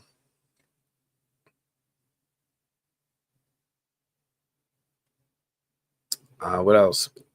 Why hasn't Henry asked about Eloise? So I want to say that Henry isn't asking about Eloise because of the conversation he had with Tabitha back in Camden, and she slipped out about how Miranda was murked. And he said, like, hey, I accepted a long time ago that my whole family was gone. So to hear that one of them is still around was everything to him. So I think based off of that conversation that he had with Tabitha back in Camden, he's just made the assumption that Eloise is no longer around. Lenore, thank you so much. I appreciate you. I love all the creators, all the supporters, all of you fromly out here checking out these videos. I see that we got 314 people watching right now on YouTube. We got 204 likes. Please, if you could do me a big favor, we are monetized now. If you want, you could give a super chat. You could give a super thanks. I'll ask you a question if you want to put it there. But if anything, please, can you please give this video a like? Just a like. It doesn't cost anything. We're about to get into this best part right here. Please give this video a like if you're watching. But I definitely want to talk about this time travel. Heather says, is it time travel officially or some sort of memory travel? Adorned by Cherie says it's not time travel because it's not time travel because her body doesn't go anywhere, right? I just got a commercial though. That's my fault. Next time we ain't going to do it. I'm going to keep these commercial free next time. I couldn't change it while we were live, so apologies for that. Time travel's another retcon. Yup. Oh. Because you could get it. Yeah. It feel good, don't it? Cat Harlem, thank you so much. I really appreciate you. Definitely want to say thank you for that super chat. I really, really appreciate it. Your question is, just joined. Have you discussed that every time we see the kimono lady, she's less transparent? No. Is she? I never noticed that. You mean like she's gaining more form? Like before she was like translucent and now she's like solid? Is that what you mean? I could see that. The first time we saw her was in Elgin's dream. So we know that she can invade dreams. And then she slowly but surely started to appear to Elgin in the real world. And now she's affecting his camera. So I could definitely vibe with the concept that she's gaining strength and now I could see that. I'm going to double check. I didn't really pay attention to it before, like was her skin translucent, anything like that. I didn't really pay attention to it before, but now it is something that I'm going to look for as I go through the next couple of episodes. But thank you so much for that. I really appreciate you, Kat Harlem. If y'all could hit that like button, it would be a really, really big help. Time travel is not a retcon. It depends. I'm not going to argue this one. I'm not going to argue this one. But what I do think is for sure, this is time travel. I don't think he was dreaming. She woke him up. But no, I'm so confused. He was sleeping. I think he was sleeping because everybody was asleep when they saw the music box. The first time Kenny was asleep, he got woken up by Tien Chen.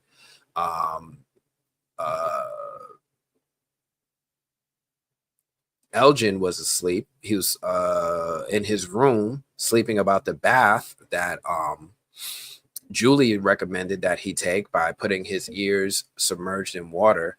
And then he woke up spitting up water. So I think that she woke him up in his dream. So yeah, I definitely think he was sleeping. But I definitely want to get to this time travel. But before I do that, really, really, really quickly, of course, this always is going to happen.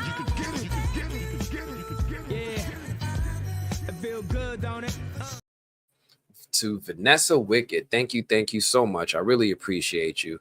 I'm glad to see you are monetized. Now you have to get memberships. Congrats, Anthony. I forgot. I don't even know how memberships work. If it's anything like Patreon, we do have the Patreon. It's patreon.com/themovieblog. I'm gonna look into membership, see what the differences are. I definitely don't want to splinter the community. I don't want to have some people on Patreon, some people YouTube members, whatever the case may be. But it is something I'm going to absolutely look into after this show. But thank you so much, Vanessa Wicked. I really appreciate that. Thank you. Man, I really appreciate y'all. Y'all really coming through. But I want to just touch on this moment here with Julie. So a couple things. First, she came through, right? She's on the ground screaming, and she sees her body, Randall's body, and Marielle's body, and they're all chained up. They're all chained up. Thank you. 20,000 next. We getting there. We're going to get there. We're going to get there. We absolutely going to get there. Thank you, Delsenia. Appreciate you as always. Hey, I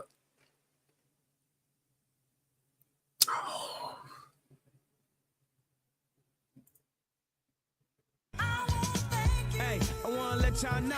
Hey, I want to let y'all know.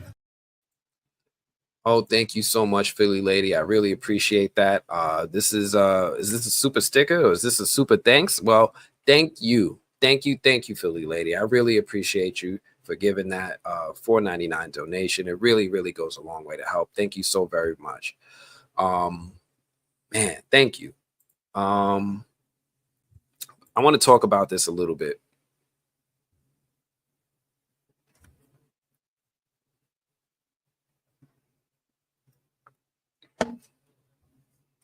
So here's the thing that firmly establishes this as time travel. Firmly establishes this as time travel. Oh man. Thank you, Delsenia. I really appreciate you for this. Thank you. But there's definitely something here that absolutely establishes this as time travel. This moment right freaking here. This right here. This right here, in my mind, firmly anchored her in time travel. And the reason I say that is because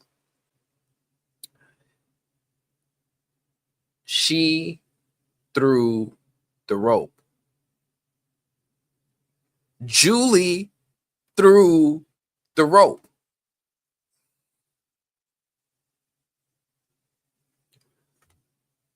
We all sat here since season 2 hearing this question go viral.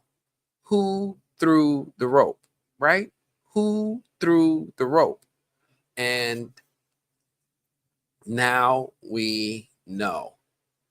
Julie threw the rope. Let's make t-shirts. I have t-shirts. Maybe I'll show them to y'all. They're definitely, there's a store here. I don't know if it's showing it to you or maybe it didn't show, but I've been making t-shirts in the store. There should be like a little shop button. And you guys will see some ones I put together quickly now that I'm back. But there's definitely some shirts. I saw some people who put together the regular From shirt. I decided to start to design some myself, but there's definitely some there. But this is definitely time travel because it firmly established that Boyd wasn't able to get out of that hole unless this happened. So here's something that really rocked my world. One of the commenters pointed it out, and they said,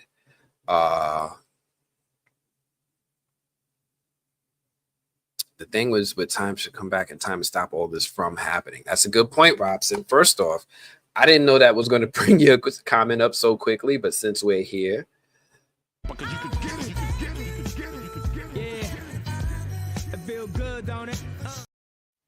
thank you. Time travel means someone could come back in time and stop all this from happening. So this feels like we might get some Tenet type storytelling, right? We might get some Memento, some Christopher Nolan type of storytelling. That could be something that's on the table. But something that one of the comments has said that blew my mind, and thank you again, Robson. I really, really appreciate you giving me this $5 donation. It really goes a long way. Thank you. Man, thank you, Robson. I really appreciate that. One of the things that really stood out was, think about it. Boyd was stuck in the hole, right?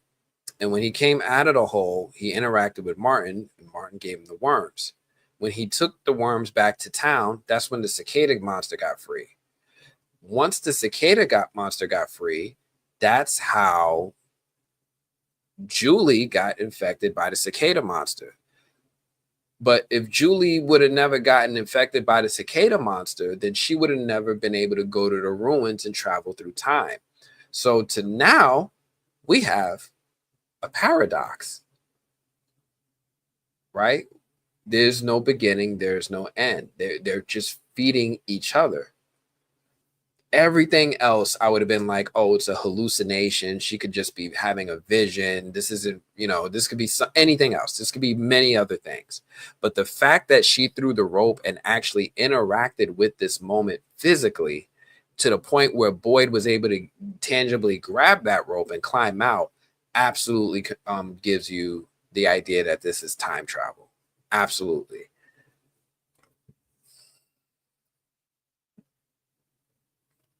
And I see what you guys are saying. Like, now this also gives some credence to why we keep seeing Tabitha's bracelet that she made for Jim at so many different points in time. And now I'm sitting here and I'm like, shoot, this goes even further with all these TV shows. This could also be Interstellar, right? Like, they could just be leaving breadcrumbs at different points in history for themselves from the future, for them to be able to figure out what's going on. And it really made me think like something awful is going to happen, that they decide to use these tools and all these methods to try to alter their past to affect their. It's getting really wild. It's getting really wild. But this to me absolutely made it feel like it's time travel. For all my X-Men fans who saw Days of Future Past, time travel was completed that way by sending Wolverine's psyche in the past by way of Professor X and Jean Grey. Makes no sense. Not even in comic book terms does it make sense that they could psychically send someone to the past. They should only be able to send them into their own memories, but here we are. But this right here does feel like that this is a manifestation of Julie traveling through time and interacting with the past in a tangible way. Crazy how this whole time it was Julie he was talking to. Yes. It's going to be way more retcons. Maybe. They opened the door, right? We got Victor's shaky memory, and now we got time travel. I keep saying I have mixed feelings about this, because now, as someone who's sitting here trying to figure out a mystery, and I'm taking the show at face value and saying, hey, if it happened in the show, it must be true. This must be something tangible I could use to solve this mystery. And they're saying, no, nothing that we've shown you can be used to solve this mystery, because we can change it whenever we want. And it's like, well, shoot. Raspberries. Oh my goodness. But I'm curious what you all thought about this moment when this happened. Dude, what if when Martin says hurry, he'll be back soon? What if he's talking about Randall because he should be able to go back too? It sounded like my guy was afraid of someone. So maybe it's the man in yellow, you know, that dude I rarely talk about. It could be anything. Murph. Yup. Yes, they lost the bracelet in the hospital when Julie was born. I believe Julie is the key to fixing everything. I think they're all the key.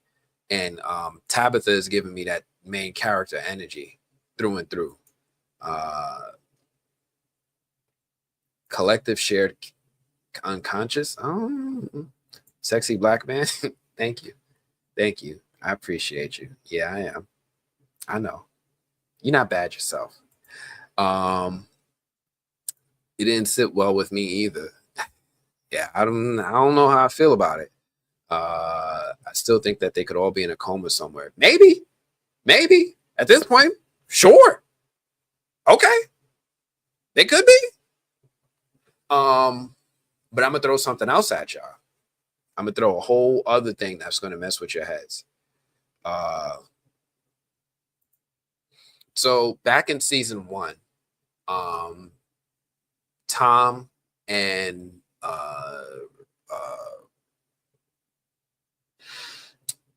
why am I having a Jade? Tom and Jade were having a conversation at the bar. You guys remember the conversation when Tom was like, oh, you know, I'm a UCLA professor, right? Stop acting like I'm just some bartender. And then Tom brought up a whole scientific theorem. Yes, T. Calypso, about Schrodinger's cat. Something is alive and both, you know, right? You take something, you put it in a box, you put poison in it, and until you open the box, the thing is both alive and it's both, you know, murked. So the reason I bring that up is because I actually recently watched another show, and I hate, you know, I'm going against my own rules. I hate bringing in information from outside the show to bring logic to the show, but hear me out. Yes, Michael Lamont. Yes, it made me think of dark matter. And they brought up Schrodinger's cat, and they talked about how something is both alive and murked at the same time, and how both realities are true until you open the box and make one solidified in your reality. With Schrodinger's cat, yes.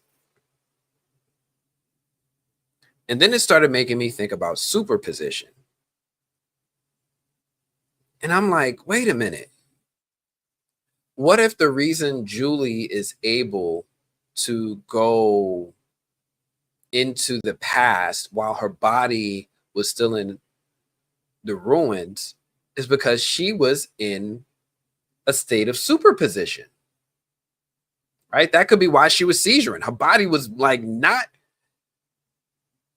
handling it well. But we've seen this happen before, right? We saw when she was possessed by the cicada creature that she was in her bed, but she was also in the cave here screaming at the top of her lungs. What if she was in a way that she was able to exist in both places at the same time? Same way I feel like Martin must have a body somewhere in the real world that we have yet to find. Oh, first off, I'm gonna get to you. Let me where's it at? I'm gonna get to you. But first off, Because you could get it, you could get it, you could get it, you could get it. Yeah. It feel good, don't it?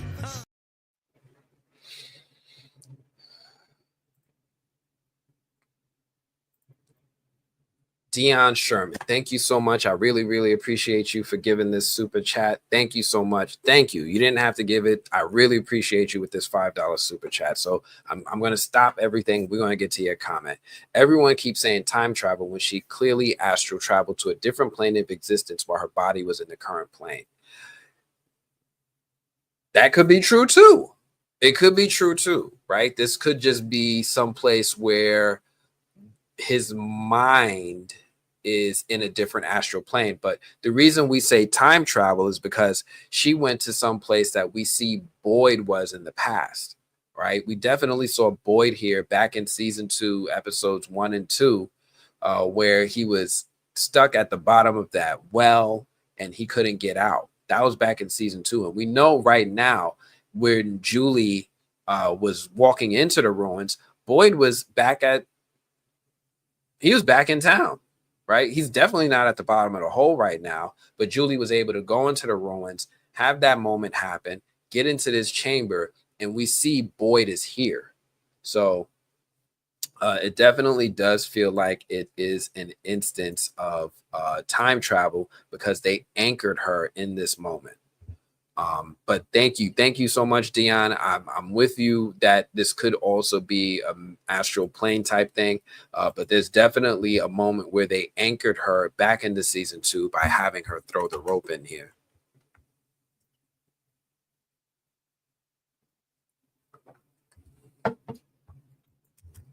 And he's like, Julie, he knew her. He knew her. What if Martin has been time traveling?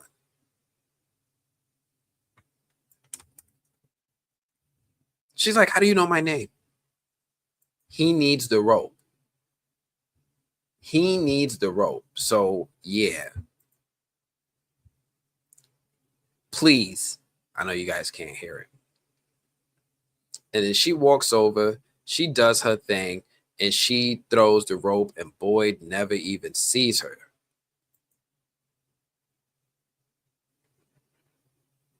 This absolutely anchored her into being in a moment of season 2. So yeah, I absolutely believe that.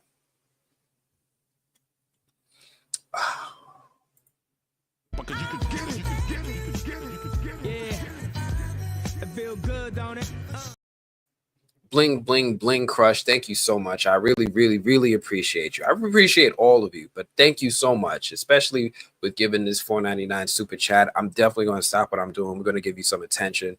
Hey, Anthony, congratulations on getting monetized. Huge fans, but Martin knew her.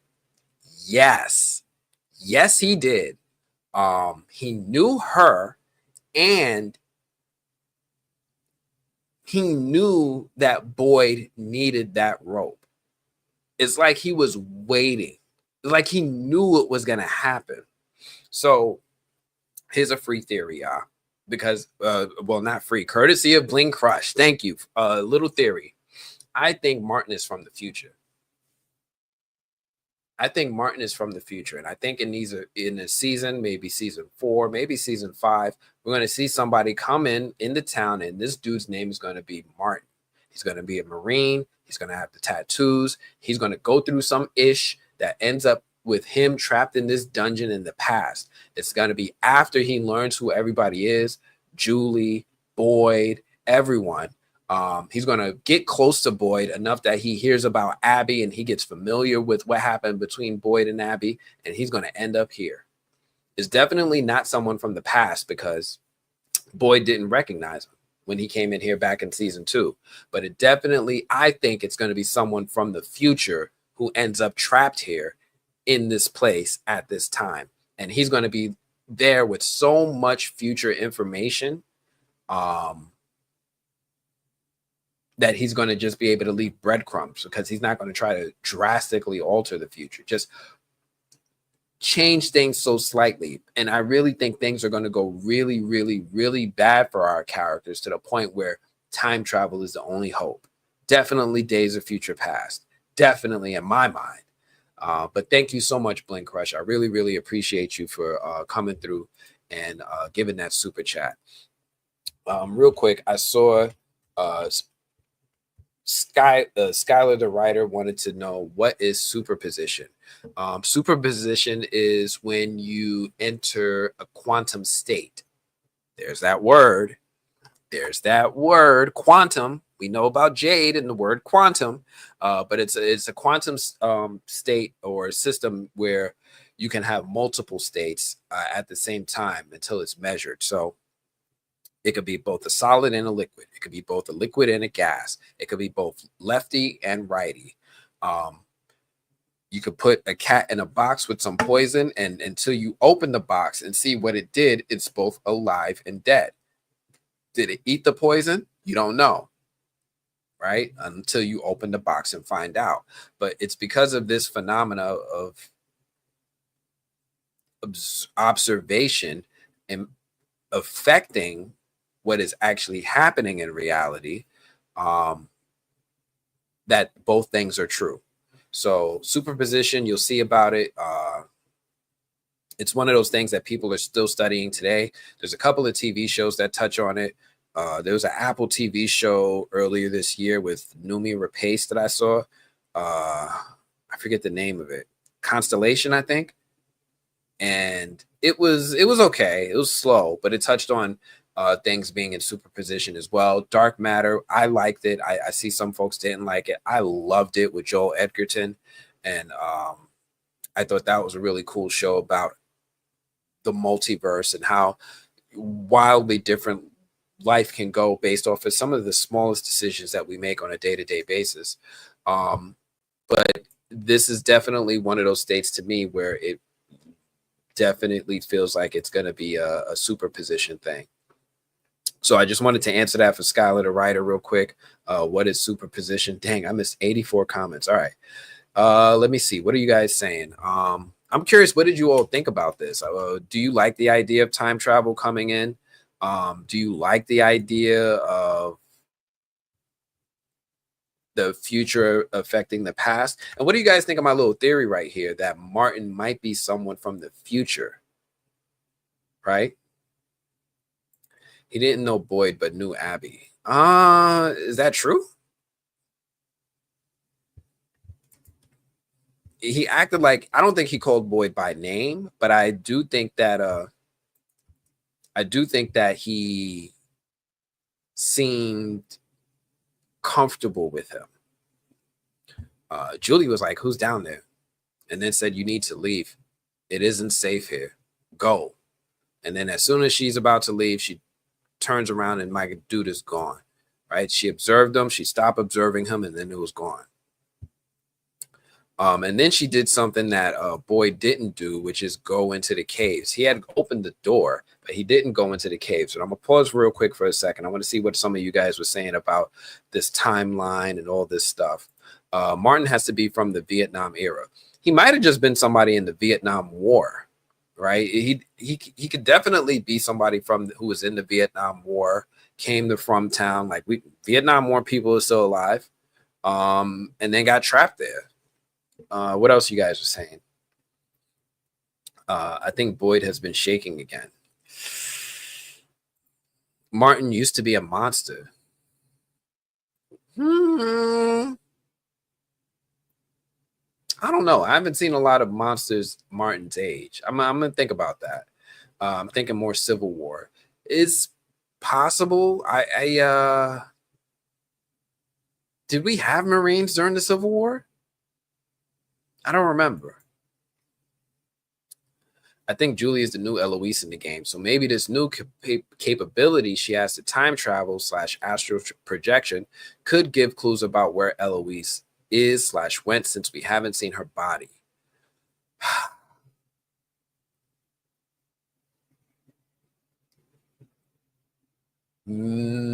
So I'm with you all at this point as far as the mystery of Eloise, because I did take Victor's word at first that she was gone, but clearly he's unreliable, right? Clearly. So when he said that she was gone before she got murked, throw that away.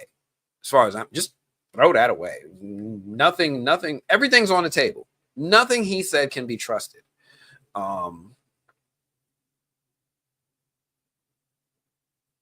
I'm like thinking like, all right, what can I say? What can't I say?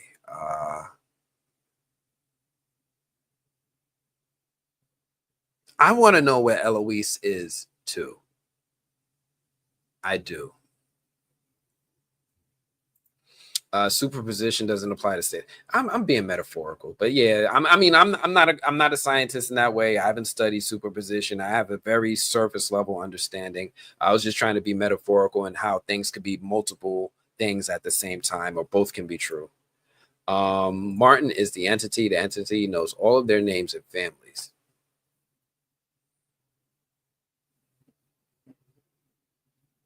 Martin is the entity. Maybe I could see that. It's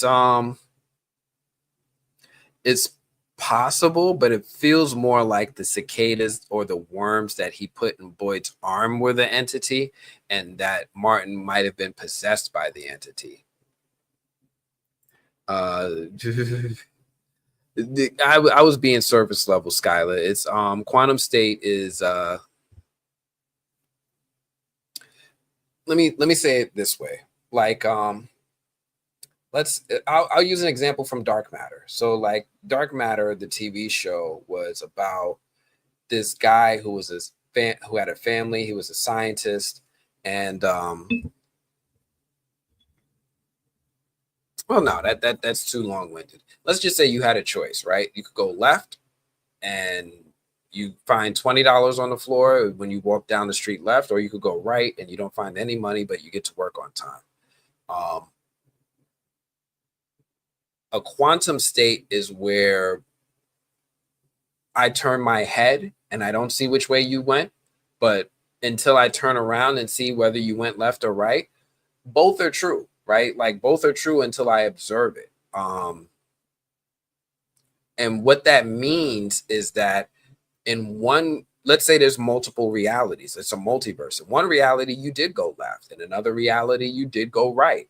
And both of them are existing in parallel with you going left and living your life, and you going right and living your life. And until I turn around and watch, one of those realities, both of those realities exist. And then when I see what happened, then one of them collapses. It's more like that. Oh man, I didn't get my pictures for next episode, but I definitely want to show you guys who the winner is for this contest. But I'm really curious as to what you guys think about this time travel stuff, and also what we learn about the Ankui kids. We see Julie goes through this cave. She's able to hear her mother and Victor walking through the caves, which is stuff that happened back in season 2 at the beginning. Same as when Boyd was in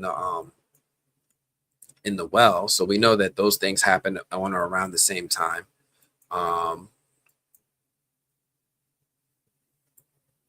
Damn, and these damn kids got sacrificed. M says, I don't like the idea of time travel in shows because it allows for too much retcon, which I'm not a fan of. I'm not a fan of this either. And someone told me one time that, you know, when a show like this starts building too many mysteries that the writers, I think it was my brother-in-law and I were talking about it, and he was like, the writers write themselves into a corner, and the only way to get out of it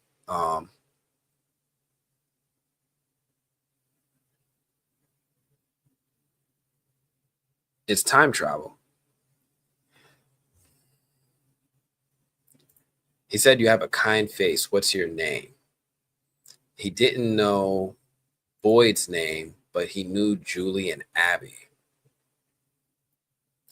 Damn. Let's go with my theory for a second. If Martin was from the future and he knew Julie and he knew Abby,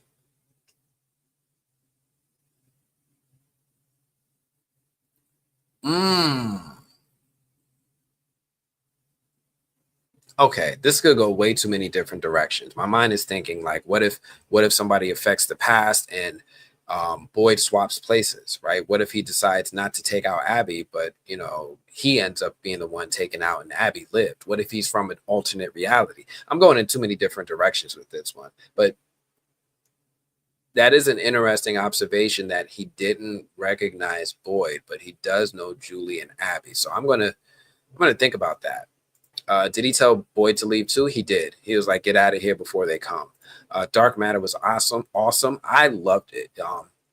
For those of you who love my deep dive videos with my humor and style, I did deep dives on Dark Matter. I did, just like I do them for From. So you could definitely go onto my channel. There's a playlist for Dark Matter. I did the whole season.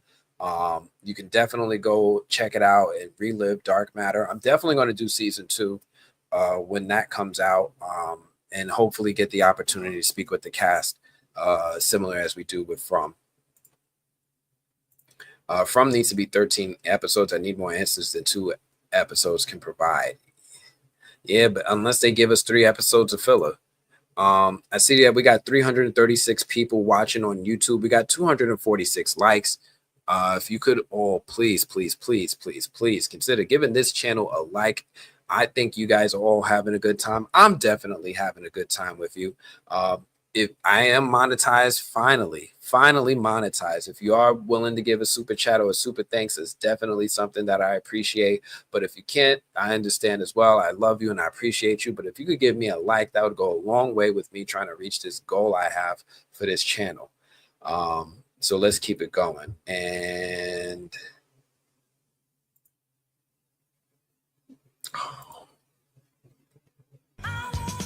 Hey, I wanna let y'all know. Hey, I wanna let y'all know. Dion Sherman is back. Thank you so much with the super chat. Thank you. I really appreciate it, my guy. I really do. Dion says, I think we are dealing with metaphysical interplanetary travel, hence the name of the show From. Metaphysical interplanetary travel.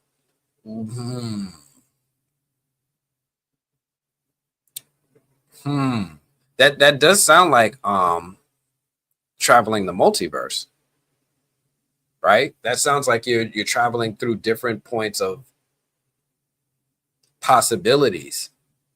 So that kind of is like what if Abby was right? What if Abby lived, right? What if he's from a reality in which Abby lived and Boyd didn't, and he met Abby? Man, I don't know. This goes into so many different realms of possibility that I think I need to kind of use my whiteboard and plot this out a little bit. Doing it in my head is going to be doing a disservice for it. So I'm going to think about that a little bit, and I'm going to come back to this. But thank you so much, Dion Sherman. I think that this is something where there's definitely time travel, but also reality. This is I keep, for all my comic book fans, I keep getting Jonathan Hickman vibes. Jonathan Hickman is a type of writer who gets into the meta aspects of writing like this. He's doing a really good story with the Ultimates right now, where it goes into stuff like this. Like I'm not going to go too deep into it, but let's just say in the main Marvel universe, Reed Richards is a good guy. But what if there was a universe where Reed Richards, the smartest man in the world, was a bad guy? And he's called the Maker. And he's just a beast when he uses all of his brains against the Marvel universe. He's just almost unstoppable. Now, what if he was able to get stopped and he gets tired of trying to fight with the Marvel heroes? So what he does is he goes into another universe. And once he's in that other universe, he's like, oh, they have a Spider-Man here. They have Avengers here. They have all this stuff here. Screw that. This universe doesn't know me. They're not prepared for me. I'm going to go back in time in this alternate universe, and I'm going to do things to prevent these heroes from ever existing. Spider that bit Spider-Man, squashed. Tony Stark, parents leaving him alone, not going to happen. Captain America getting thawed out the ice, maybe next year.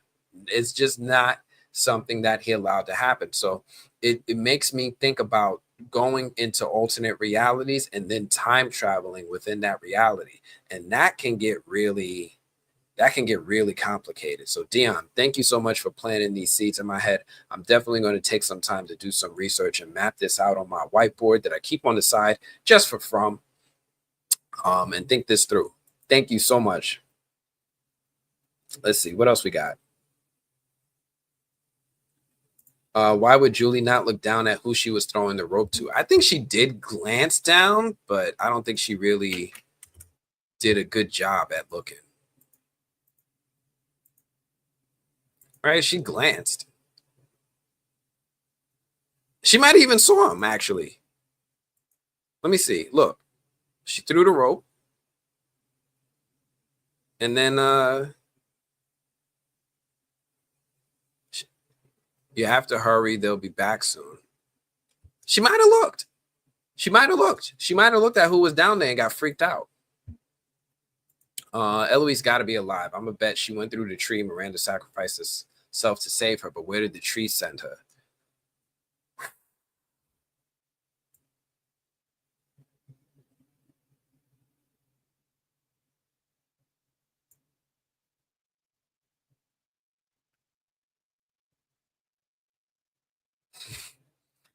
So is Martin the man in yellow? I don't think so, because Martin's got this big grizzly beard, right? He's like, I have one of these little billy goats. He's got this big old Santa Claus beard. And I'm pretty sure the man in yellow that we saw painted was clean face. But thank you, Dee. I really appreciate the comment. Time travel Martin was a monster when he was a teenager. So you guys are wondering if he's a monster that got captured? Like, and chained? I don't know. The monsters are pretty strong. I don't know if they'll what it would take to restrain them. Let's keep. Oh man, he's one of the entities. Each area from has its own. It feels like it. It definitely feels like each area from has a whole different problem. This deep dive is deep. Too much in one episode to talk about. Yeah, we got a lot. I'm trying my best to keep up with all the context of things to discuss. Oh man, what is going on?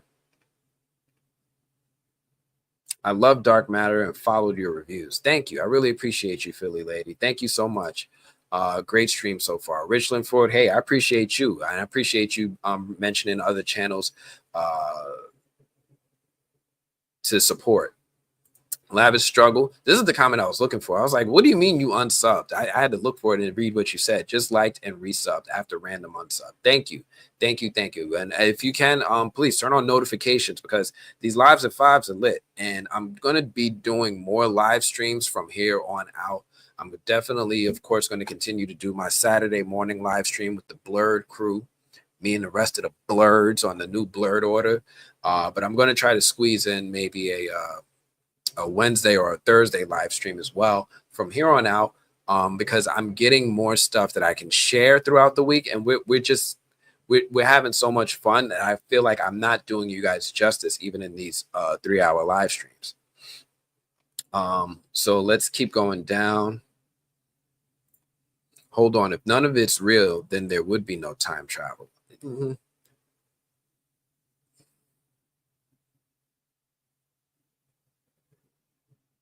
Yeah, if none of it was real, how would she know what happened in the past? I believe Acosta is Eloise. I don't think I remember Eloise having blonde hair, but maybe she dyed her hair. I think we want to believe that Eloise is one of these other characters. I can't throw anything out anymore, because this show is telling us that nothing we see can be taken for granted.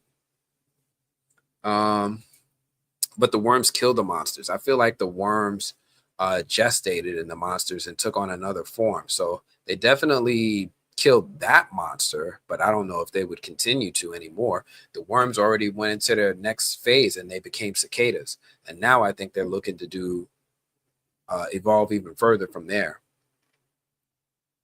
Do you think this place knew Boyd would decide not to kill Martin? Because otherwise, what would the storyline even be without the bugs coming to town? Yes, because it also created that time paradox. So here's another thing. Oh shoot, I can't talk about it yet. Oh shoot, I almost slipped up. Yeah, I can't talk about it yet. But yes.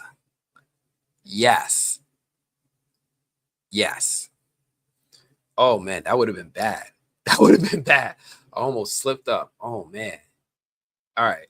Let me hide this comment. Because you could get it, you could get it, you could get it, you could get it. Yeah. It feel good, don't it? Ooh, Jules. Thank you so much. I really appreciate you. Jules came through, gave us the $5 super chat, and what she had to say is, what I like about you is that you take other people's theories into consideration.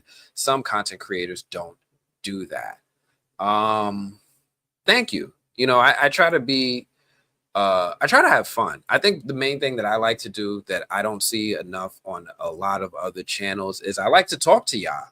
I like to talk to y'all. Like I would sit here and I watch live streams and they just do a panel and they're just like very academic. They're like, oh, well, the square root of the two sides of the isosceles triangle equal the square root of the opposing side. That's a right triangle, you idiot. Oh, they're like sitting there trying to figure stuff out and not really looking at the comments where there's valuable information to help add context. We all take different things from this show and it helps us. So I remember recently, me and the New Blurred Order, we were watching this movie on Max. It was at Max Original. It's called Caddo Lake. And I think some of you probably would like it. It's along the same lines with the same kind of mystery elements. And it's one of those things that does give answers in the end, thank gosh. But we were all, there's like 5 or 6 of us sitting here watching this movie all at the same time. And then when the movie ended, we came back with 5 or 6 different answers. Like we were just like, we all took different things from the movie that the other person maybe didn't catch. So it was one of those examples where I'm like, it's better to work collaboratively, because if I just stay in my own head with what I think is going on and block out everything else, I might miss the answers. I might not be able to see what is going on. Like I said, it's that tale of two cities. We see different things. So thank you so much. I appreciate engaging with you all because you are all helping inform these theories that I want to help us all solve. We're in this together.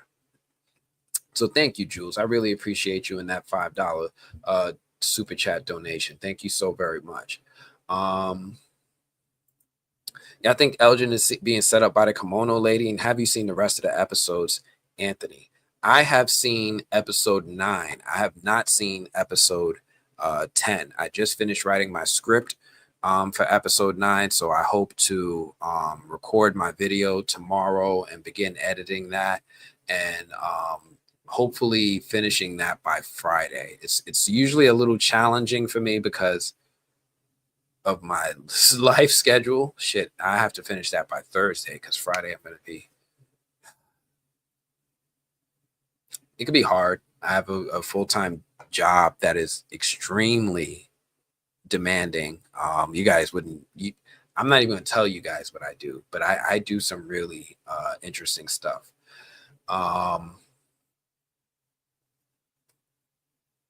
And it takes a lot of time. So I'm gonna try to get that done. And after I record is when I then watch the next episode, because I don't want to see episode 10 and then be like, oh, well, let me fix my episode 9 script before I record. I'm not doing that. I'm in here with you, giving you my authentic reaction to things before I get to the end. Yeah. Let me be quiet now.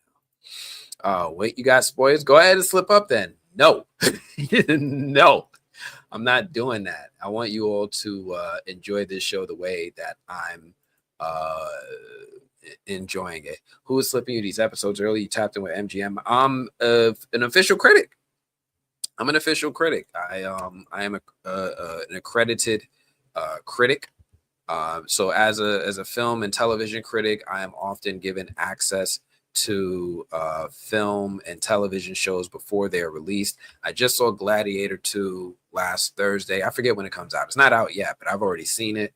I have all of Silo. I want to start watching that. I've got some Dune. I had the Penguin since September. It's like I get so much stuff. It's actually overwhelming for me at times to then try to figure out what it is I'm going to watch. But yeah, if you guys are curious, this is it. They even give me a membership card. I am oh wait, hold on. Can you see me? You probably can't see. I'm an established accredited critic. This is on the Critics' Choice website. So when you guys see the Critics' Choice Awards in, I think, January, where all the big actors and stuff come out to be celebrated, I am a voting member of Critics' Choice. So I do get access to filmed and television shows earlier than the general public. So that helps with me to get access from. Unfortunately or fortunately, depending on which side of the aisle you're on, a lot of non-accredited critics got access to the episodes this season as well. And I believe that they are the reason that we're seeing so many leaks. I'm not going to bash anyone. But one thing that I noticed this season, and me and E-Man talked about, was how there's a lot of channels on YouTube who have like 40, 50 subscribers, right? I mean, you can tell that like you got 40, 50 subscribers, you early in your YouTube career. You got 40, 50 subscribers, you may not have, been around the block, so to speak, and learned all the ins and outs of having access to this content ahead of time. They're not outright uploading the episodes to torrent sites or anything like that. But you see that there's people out there who don't have the tenure as some of us critics who know, right? Like anytime I screen something with Disney, they make me sign an NDA. They're like, no, ink to paper, in blood, like blood if you can. Like they low key threaten you before you get to watch. And I guess MGM decided to open up from season 3 to more creators because of creators like E-Man, creators like Tony Teflon, creators like myself, who covered season 2 in a certain way that it was their method of marketing. You're not seeing commercials, you're not seeing ads, you're not seeing billboards for From. I've never seen any of that stuff for From. Only thing I've ever seen were creators who were talking about it. So I'm not saying because, my theory is that we are the advertising. So I feel like maybe they opened it up to more creators thinking, hey, the more people who have access, the more word of mouth, the more ratings. Maybe, but again, we're also getting leaks as a result. Anthony works for the Man in Black. Oh my goodness. He has the hookup. They send them to him so he can review. Yes. Yeah to the slip ups. No. How did you get into that? Oh man. I guess we're not talking about From no more. We're done with From. I've been making websites since I was 14 years old, since I had AOL. The CDs came in the mail. If you kids don't know, a CD is a compact disc. It's an optical disc that is read by lasers that is able to then store and read data. I used to get, I'll go back. I'll even age myself even more. Back when AOL had floppy disks, that's when I first started getting on the internet. And I started to notice that some people would just get on AOL. We would just get into chats. And the only thing we wanted to do in chats was ASL, right? Hey, girl, ASL, right? You got pics? Like that was my day. That was my life. Just going on the chat and as like a little 11 or 12-year-old and trying to get girls to send me pictures of them. Not like nudes, but like just the idea of that you can send a picture to someone without using the mail. That was mind-blowing. So fast forward a bit, I started to get into anime when I was like 14, and I used to I'm in New York, so I used to go down to our Chinatown and the Canal Street, the Elizabeth Center, for those of you who know about the Elizabeth Center. go right downstairs, and I would be able to go down there, and I would get tapes of Dragon Ball Z and Dragon Ball GT. You'd give these guys $10 of your hard-earned money, and you'd get a VHS tape with 3 episodes. And you had to wait extra long to get them subtitled. Most of the time, if you wanted to be in a rush, you would just get it in Japanese. But you'd get 3 episodes. Think about this for a second. There's 291 episodes of Dragon Ball Z. Imagine how much money it is to do. Somebody do the math. How much money it is to get the whole series. I say all this because as I got old, as time went on, file sharing became a thing.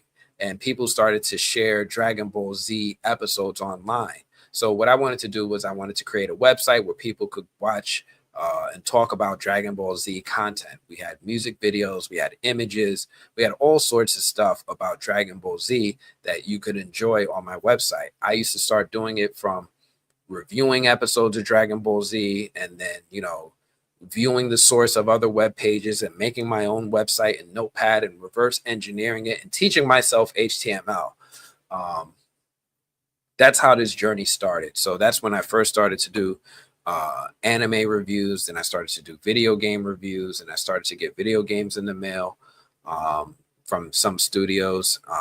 And then eventually I came across this website by this guy, John Campia. He was running his website called The Movie Blog. And I didn't create the movie blog, in case anybody was curious. I didn't create it. John Campia created it. He's a YouTuber now as well. You can find him online. He makes amazing movie reviews and content as well.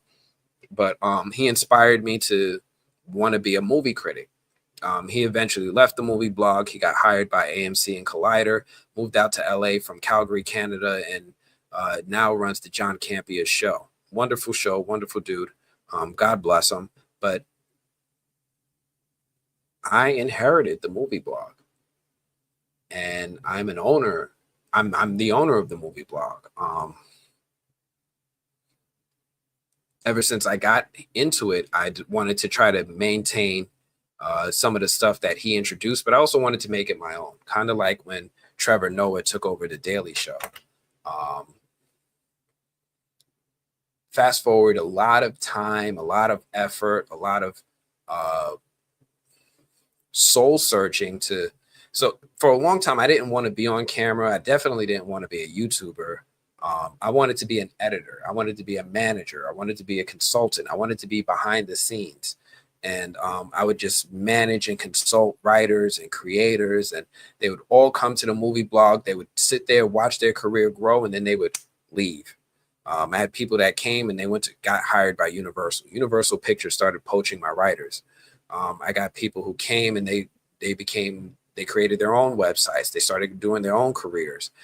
Jim Alexander, now he's the Real Talker. He's doing all sorts of cool stuff out in LA. E-Man from E-Man's Reviews. Me and him started talking because when he was early in his YouTube career, he could not crack the code. He was sitting there, and I think he had when E-Man and I started working together, he had like 6,000 followers, 6,700 if I'm exact. I remember it. And he had dreads. I don't know if you guys have ever seen E-Man's old channel or his old logo. He had long dreads looking like something out of Shotz's. And he and I started to work together, and he was explaining like, hey, movie critic, and I want to do this, I want to do that. And I'm a director of a film critics group. And I'm like, you're in a film critic group? What's the point of that? And he explained the benefits of it. And again, I wanted to stay in the background. It wasn't really anything that I was interested in getting in front of the camera, being that person. I really felt like I was blessed in life to the point where it was my purpose to help other people reach their purpose. And I feel a lot of fulfillment in that. I get an insane amount of fulfillment in just being that conduit to help other people grow in life. E-Man then came to me one day and he's like, yo, I want to meet Chadwick Boseman. And I'm like, what are you talking about? You want to meet Chadwick Boseman? And like, T'Challa is that dude. And he and I started to work together, and we found out that Chadwick Boseman was going to do a red carpet event in Chicago. And he's like, yo, I applied under myself and I got denied. And I was like, listen, I'm on the movie blog. Let me apply and I'm going to say that you're my reporter. And we got approved. So if you go to his page now, you'll see that he has this banner image on Facebook, on E-Man's Reviews on Facebook. He has a banner image of him holding a microphone while speaking with Chadwick Boseman. So that was like one of my big things. And then Chadwick passed, and then he came to me and he's like, yo, I want to start this petition called Recast T'Challa. And I was like, well, run it by me. And he ran it by me, and I was like, it needs work. And he's like, well, you're the editor. And I was like, you want me to edit this? This ain't a blog post. Like, what are we doing? He was like, well, I need your help. And I was like, reluctant at first, but you know, me and E-Man are really, really, really tight. Like, we talk every day for hours. That is one of my best friends in life. And you can ask him. If you look on my channel, he and I used to have a podcast together called The Correct Opinion. We would talk about Recast T'Challa. We would talk about all these things. And he announced to the audience, he was like, listen, if Recast T'Challa is my movement and I'm the author, then Anthony is the editor. Right. So that's how that first started. And I started to do the podcast with him mainly because the only reason I even did the podcast with him was because I wanted him to start live streaming, and he didn't want to do it. He was just like, no, I'm not doing that. He's like, you know, I like pre-recorded videos. I'm not really comfortable in getting in front of the camera. I don't want to do live streams. And I was like, look, what if you do it for me? He's like, fine. Right. So we did The Correct Opinion. He started to do live streams with me in that regard. And then eventually it finally inspired him to do his own live streams, and I retired The Correct Opinion. Man, that was a long story. Anyway, I guess I gave you guys that. Some of you guys stuck around for it. Some of you had left. But I did want to give you guys a little bit of insight because you asked how I ended up getting into this space, how I ended up getting into this world. It inspired, once I did the live stream with him, it encouraged me to do more reviews again, and maybe even do more video reviews and do more stuff on YouTube. And here we are today. I'm YouTubing. I'm still editing for other writers. I'm still helping people reach their careers. There's a few people I'm still mentoring. Man, that was a long story. I'm so sorry. I'm so sorry. Oh man. Oh, what are you guys saying? Yeah, this is up your alley. ASL. Hell yeah, that chat Riz. Get off the phone, mom. Yo, my mom was so happy when we got DSL and she could stay. All I had to do was plug that filter in, that filter you put on the phone line. Oh my goodness. AOL and Yahoo chat was my ish. Did you go to school for it? Did you start doing reviews and it snowballed? I never went to school for it. I actually went to school for art. I draw. I'm an illustrator. And I ended up teaching myself. I taught myself how to draw. I taught myself how to do coding. I taught myself how to do web design. I had help remotely with someone teaching me how to do graphic design. But yeah. Oh yeah, definitely an 80s baby for sure. I am. I have a 21-year-old son. I am. 84 here. Yep. Yeah, thank you for explaining it for the Gen Zers who don't know what ASL is. Age, sex, location. When we would get into these chat rooms, we didn't know where people was from. You over here using LimeWire to make pages. I was using Internet Explorer, and I would just hit view source, and then I would like go to websites, view source, and then I would replace the image code with my image, and then start just figuring out where the placement was on things in order to start borrowing code from my own website. Let's see. I agreed. I watched 3 from critics, and critic reviews hit different. Yeah, they do. Thank you. I try to keep my reviews humorous, but I do like to inject criticism throughout the videos, because I don't know. I think a lot of people are just reacting to the video as opposed to like saying what they like or what they don't like. So yeah. What the fuck? This is John's. John. Yeah, John Campia. So John Campia, I actually hired John to come back to the movie blog for a while. So the movieblog.com, John's old movie blog, I now own it, and I run it. And I just try to honor his great foundation. This is still the official home of correct movie opinions. The 80s was hands down awesome. I wouldn't change a thing. Well, Anthony, I'm sure you're next. Thank you. Thank you. I'm okay, right? I'm okay if I blow up big, or if I stay at this level. I feel like I've accomplished a lot in my life. So thank you. Great story. Thank you. Bless up, Kev. I appreciate you. Great insight. Now E-Man sitting at 122,000. Look at God. Amen. I mean, he and I talk so much about, growing and getting there. And, he inspired me to start a consulting business for a while, because I was like, damn, I'm good at this. He's like, what should I do next? I'm like, yo, do this. And I was like, shit, maybe I should start following my own advice. So that's why that's part of the other part of the reason I'm doing the channel now. I'm following my own advice, and seeing how far I can run with it. You just mentored us. Thank you. I really appreciate you. Let's see, where else we at? Yeah, he had dreads. He had long dreads. LimeWire to get the videos. No. I'm gonna age myself a little more. Now, for anyone who was around back in the early days of the Dragon Ball Z internet, I actually got all my episodes from someone called the Black Goku. This is, I don't know how, there's probably none of y'all know who that is, but there's this dude who had this website called the Black Goku. And he had a picture of Goku with an afro, and he was looking all brolic. And he was older than me at the time. He was like, I'm on a college campus and I have a T3 internet connection.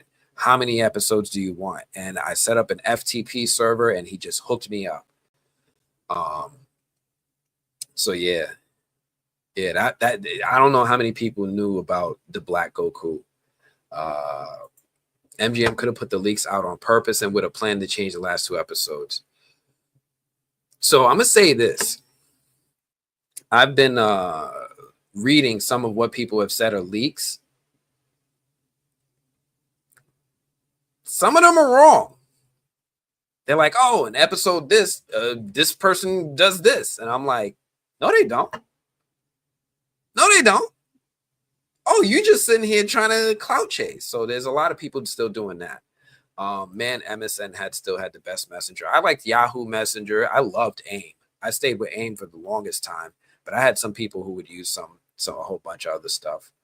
I also have a 21-year-old son. Yo, and you look good, Alex. Look. We still look young. Let me put this back on. I feel like I could walk into a high school. They'd be like, why are you dressed like that? But I feel like I could pass. Is Martin really Randall? Martin has a Marine tattoo, or maybe.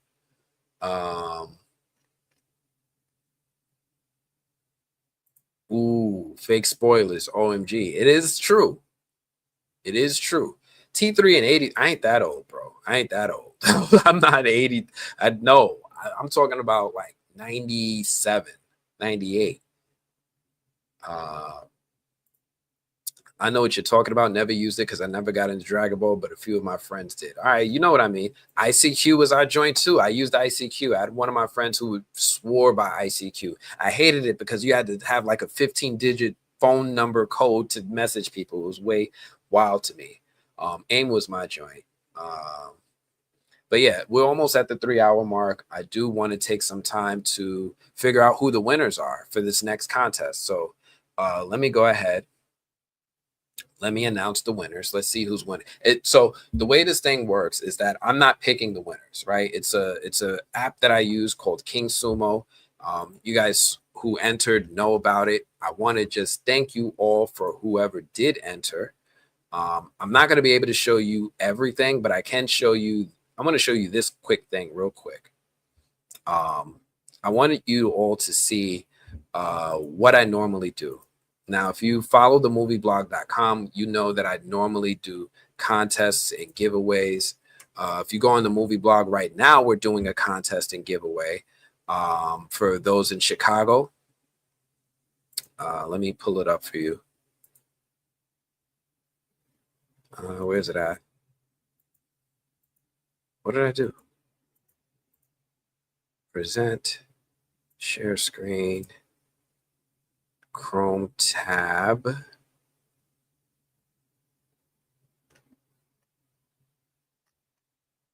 Here we go.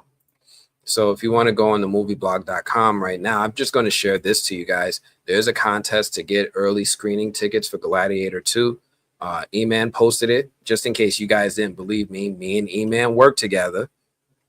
So he's a writer on the movie blog still to this day. You can enter a contest for people in the Chicago area to go and see Gladiator 2 Tuesday, November 19th in downtown Chicago. You just click over here to enter. We're hosting this giveaway. It's for Chicago people only because the screening is going to be in Chicago. So just want to put that out there. But also for the people who entered the contest. Now you'll see here, I run contests pretty consistently. Borderlands, Alien Romulus, like 138, 192. Certain movies are have more appeal than others. This is the Frumily giveaway. Like the Frumily came through. I didn't put this on the movieblog.com. I didn't put this on any of the other platforms. This is strictly for those of y'all who rock with me on Patreon and who rock with me on YouTube. I have to click this button here. It's going to say ready to award, and then the winners will be able to get their prize. I'm going to stop it real quick because I forget if it shows like emails and stuff. I don't want to put anybody's public information. But I'm gonna pick the winners right now. Oh, winners. We've got 3 winners. So let me do, that was quick. Let me do this real quick. Let me pull it up in a way that is shareable. Because you guys are getting some stuff in the mail from me.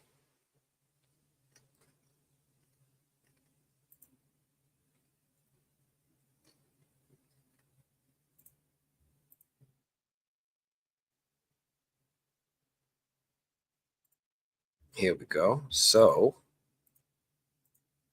the winners have been chosen.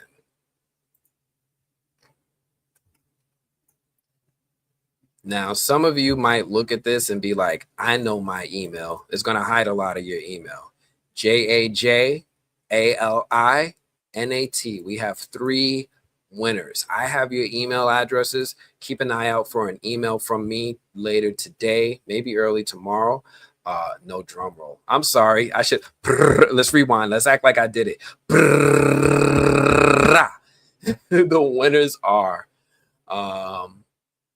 these 3 email addresses here. They begin with JAJALINAT. I have your email address. I'm going to be sending out an email to you all soon. Congratulations. I have plenty of stuff to give you all. These boxes are solid. Oh my gosh, these boxes are solid. Let me show y'all again.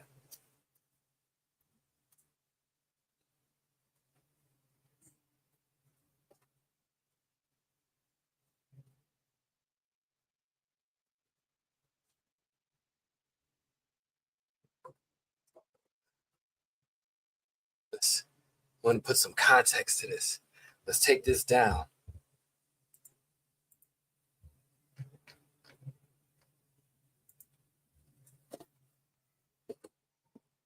Box number 1.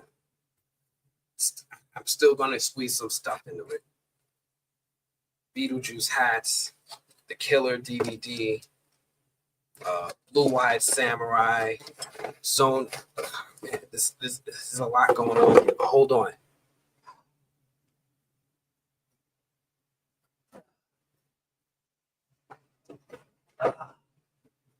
We've got an even bigger box.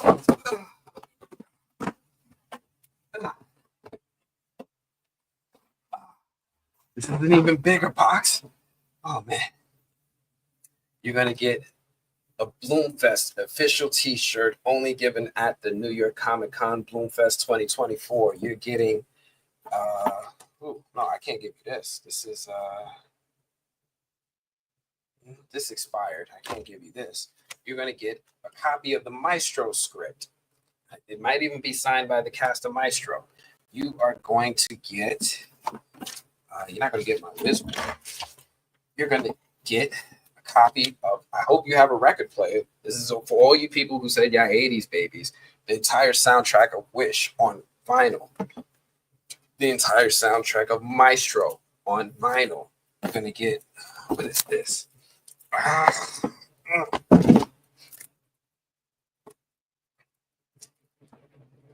Maestro coffee table book. I don't even know what this is. I didn't even open this one. Assolini. There's something in here. There's something cool in here. I don't even know what this is. It's still sealed. Ooh, you're gonna get a poster of Flaming Hot Cheetos, the movie, autographed by the director. We in here. You're gonna get the music sheets for the soundtrack. That's in here as well. You're gonna get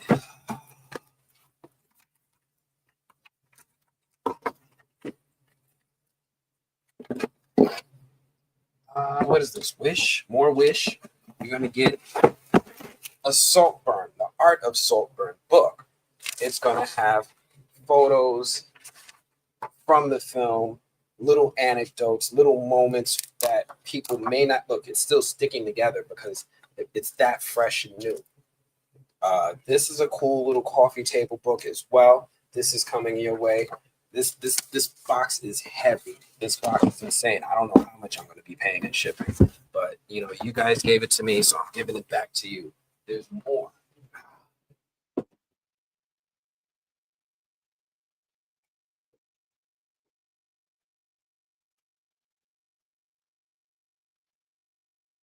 We're going to give out Poor Things shopping bag. We're going to give out a bunch of posters from some cool movies. They're still in pretty great condition. Of course, The Killer, I'll give with The Killer soundtrack. Nimona, Past Lives, Upload, Monarch City of Monsters. I'm also giving away autographed comic books. So for those of you who are into comic books, who are into the New York Comic Con, I had some artists go ahead and sign this year's book. I'm going to send that out to you. For those who are DC Comics fans, this is a issue of Absolute Power, signed by artist Dan Mora. He autographed it for me, knowing that I'm going to be giving it away. And a whole bunch more in here. There's so much stuff. And of course,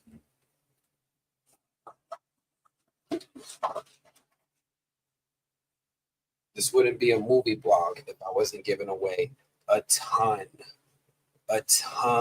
of movies. The Boys in the Boat, Rustin, The Zone of Interest, American Fiction, Talk to Me, Saltburn, Air, Fair Play, Elemental. They just gave me the full commercial copy for this one, so I'm giving this to you guys. Oppenheimer. Now I know this one is something that people love because this is the 4K Ultra HD edition of Oppenheimer. This is the one that Christopher Nolan swears by. I don't know how many of these there are out there, but I'm giving it away. There's so much you're going to get as part of this dream scenario. I know this was a popular one with Nicolas Cage. He got award nominated. Wonka. Everybody loves Wonka. The actual Poor Things movie. You guys are getting it. I've got it. I can't even sit in my chair. I wish you guys could see, like, this chair is like overflowing right now.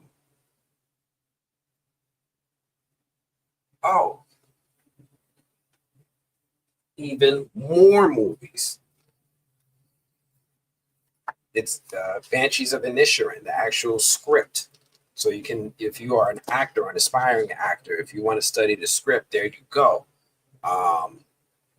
There's so many movies that are just award-nominated films. Some are better than others. Some people really love, like Glass Onion. You are about to get hit. And there's more.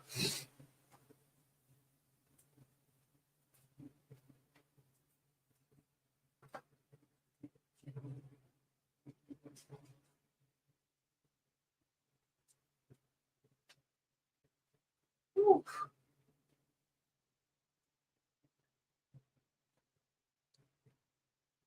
They love to give sweaters and cool little clothing merch, hats. There's more.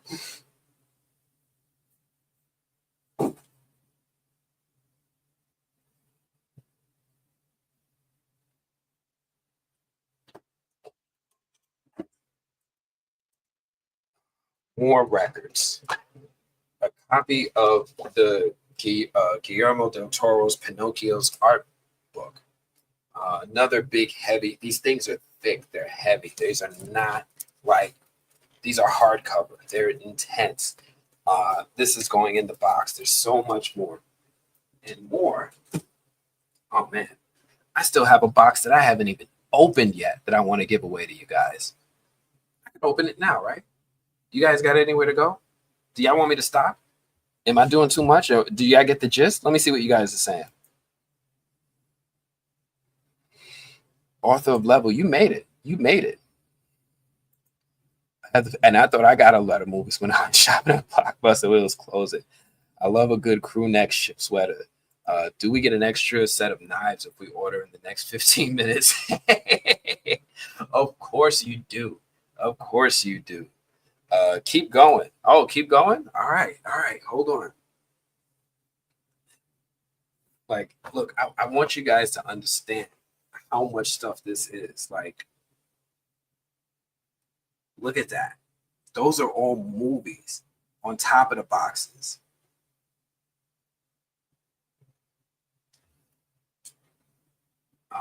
I might throw in some more autographed comics. I know you guys see my comics on the wall. Every single one of these comics is autographed, either by Brian Michael Bendis, Mark Bagley, the creators,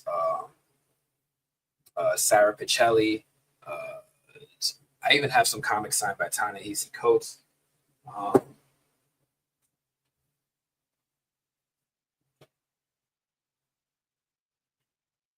And you know what? I might even just, because I have some smaller boxes, I might even just still pick a couple random people, and I might just get some more stuff too, along with the big boxes that are going out. Just as a thank you for meeting you, for sticking around with this channel for this whole time, for sticking around through the hardships, the heavy times when I wasn't monetized, and giving me that support that I need. I want to thank you all in some way.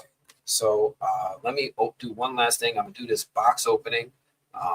Because I don't even know what's in it, and I promise though, it's being gifted.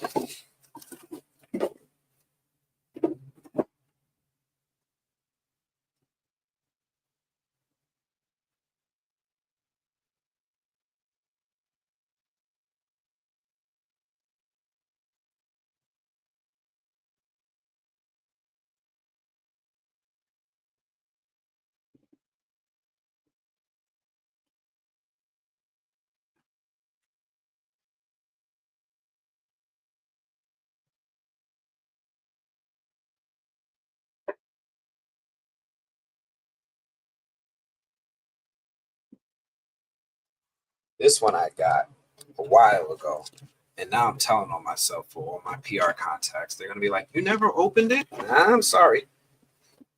Oh, let me give you guys a May December T-shirt. That's going in here as well. But we're gonna do this unboxing right here, and then I gotta go. I don't know what's in this. I don't know, but this box is going to be gifted.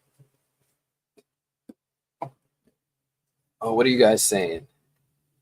Wait, are we done talking about From? Yeah, I'm sorry, me. We were talking From for 3 hours, so I think I covered everything in that episode along with the pre-recorded deep dive. But feel free to ask me any questions. You know, I'm still happy to do a little bit of Q&A before we end this stream. But I want to just do this unboxing for you guys. Shark Fest, Shark Week. I think there's a lot of Shark Fest fans in here. I want the pure moves to this CD set, please. we can still talk from. Absolutely. Damn, I am late. E. Jones, I'm sorry. But you came right in time if you want to get some free stuff. I just really love mail and surprise boxes. I'm going to mix it up. I'm even going to throw in some movie blog hats. I do have some that I don't wear. They're unworn that I'm going to put into the boxes for you guys. So look out for this too. I'm going to pick some random extra winners. Since we already have 3 winners that is getting the big stuff, I'm going to give some random extra winners. And yeah, I'm going to mail some more stuff out. Why not? You guys rock with me. I can rock with you too.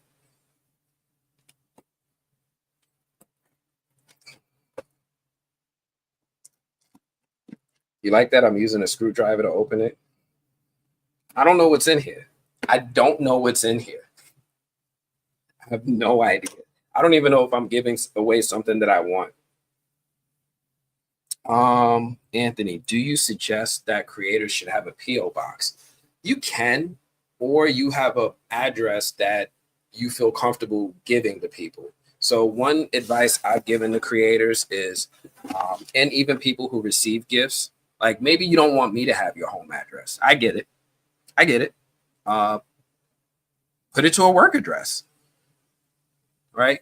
If you work someplace that's a public space, like, I don't know, if you work at a mall, if you work at a restaurant, if you work in an office building. I used to get mail at my job all the time to people who didn't, who I didn't, when I needed to use it, when I just needed to use it.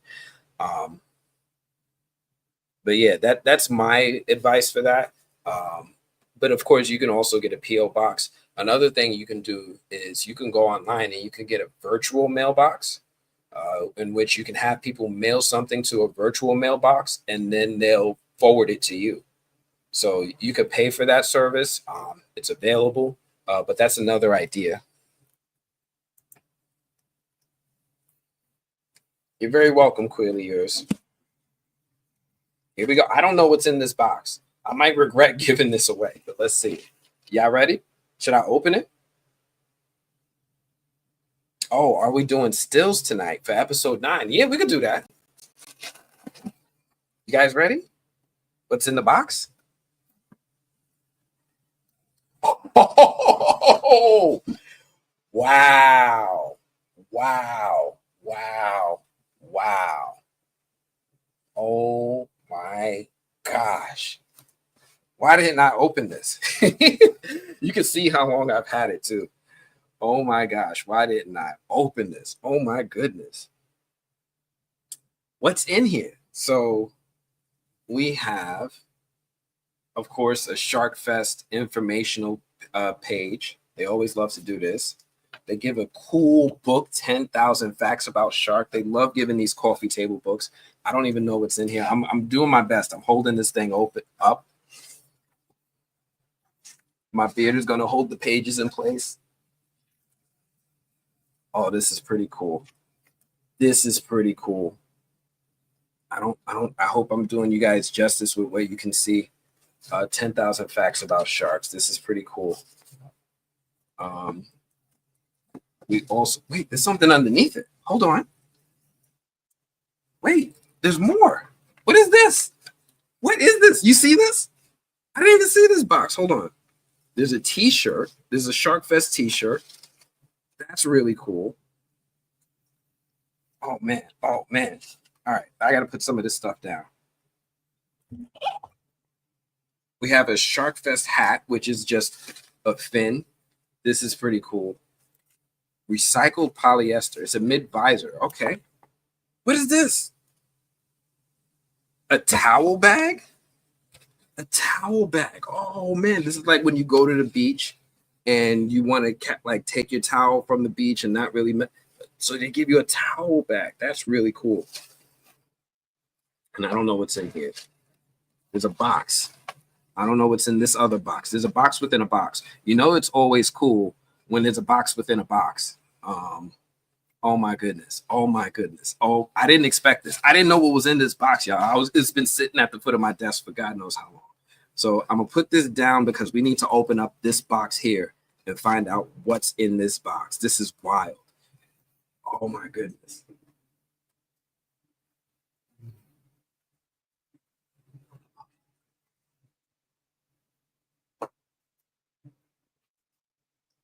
feel like I'm going to regret this. I feel like this is going to be like something cool that I'm going to want to keep for myself, but I'm going to do it. I'm going to do it. I'm going to open it. I'm giving this away. Wow. If this is a watch, though, y'all understand, right? You understand? If it's a Rolex, y'all understand?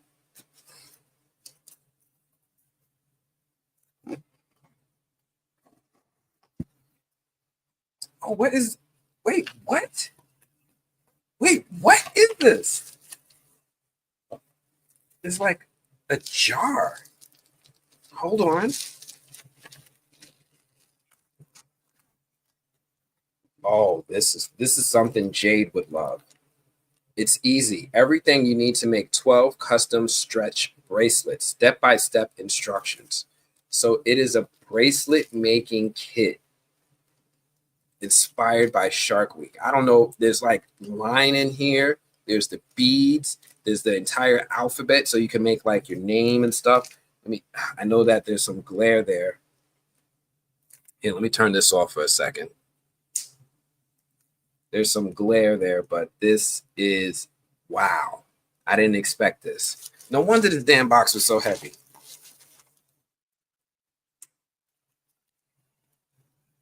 Somebody said pills. No, no pills. But I don't know. This is really cool. This is really cool. Shark colored bead making kit.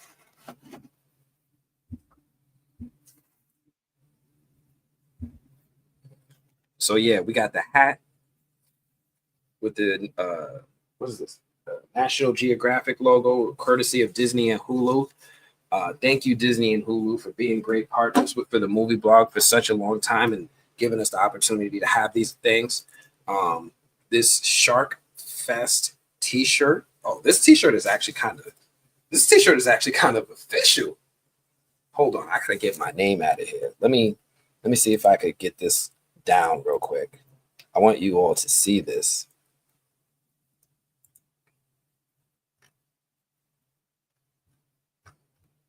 All right, can I hide this?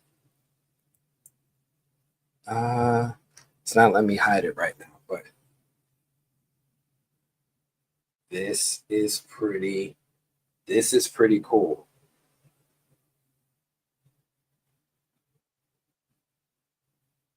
So this is a gift that is going to be awarded to one of you lucky viewers. Again, thank you all so much.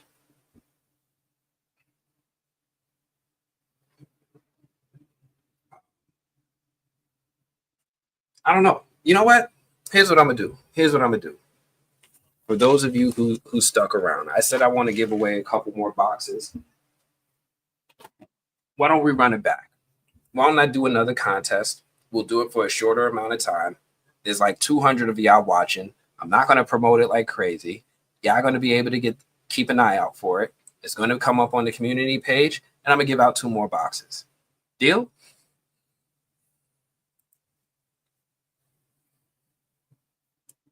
Oh man, all right.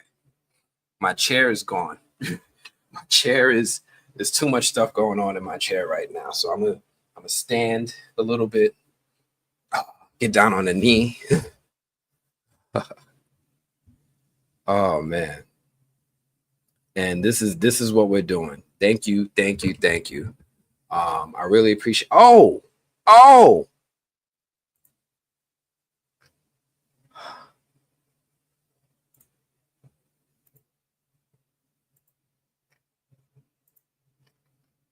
Because you could get it.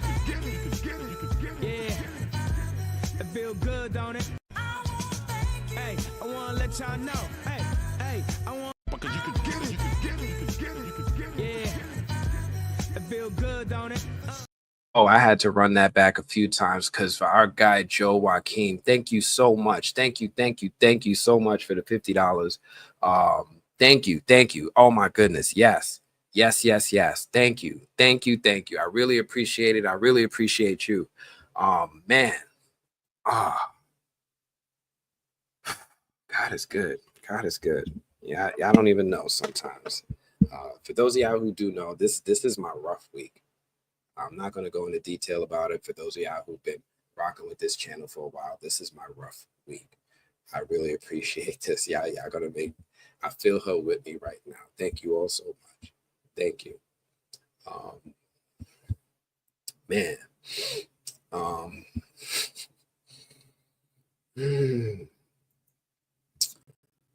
Can we talk about the diner? We'll get back up and going again. Bhakta looked like she was about to. We haven't heard enough music from the diner. I think I covered this one earlier. Oh man, thank you, Joe Joachim. I'm just thank you.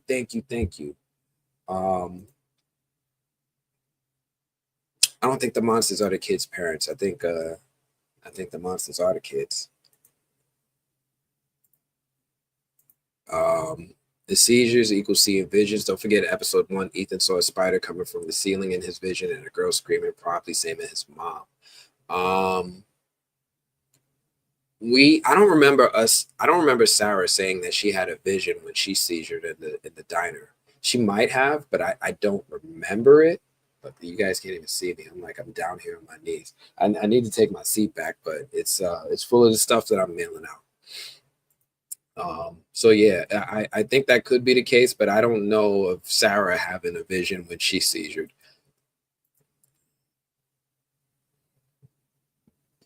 Let's say whatever Elgin is doing works and everyone goes home except Fatima. What's the plot of season 4? I don't think everyone's going home. All right, what else we got? I like your t-shirt. Oh, you like this t-shirt? My Grogu t-shirt? I forgot. Yeah, I could see my t-shirt when I stand, right? I've been in the Christmas spirit, so I've been rocking my Grogu today. I was telling my wife that my wife loves Christmas. She's like, "Can we put up the tree?" I'm like, "Absolutely." So that's something that I want to get into a little bit later. I'm gonna try. Actually, let me try to get my chair back so y'all can see me again. Put all this stuff back in boxes.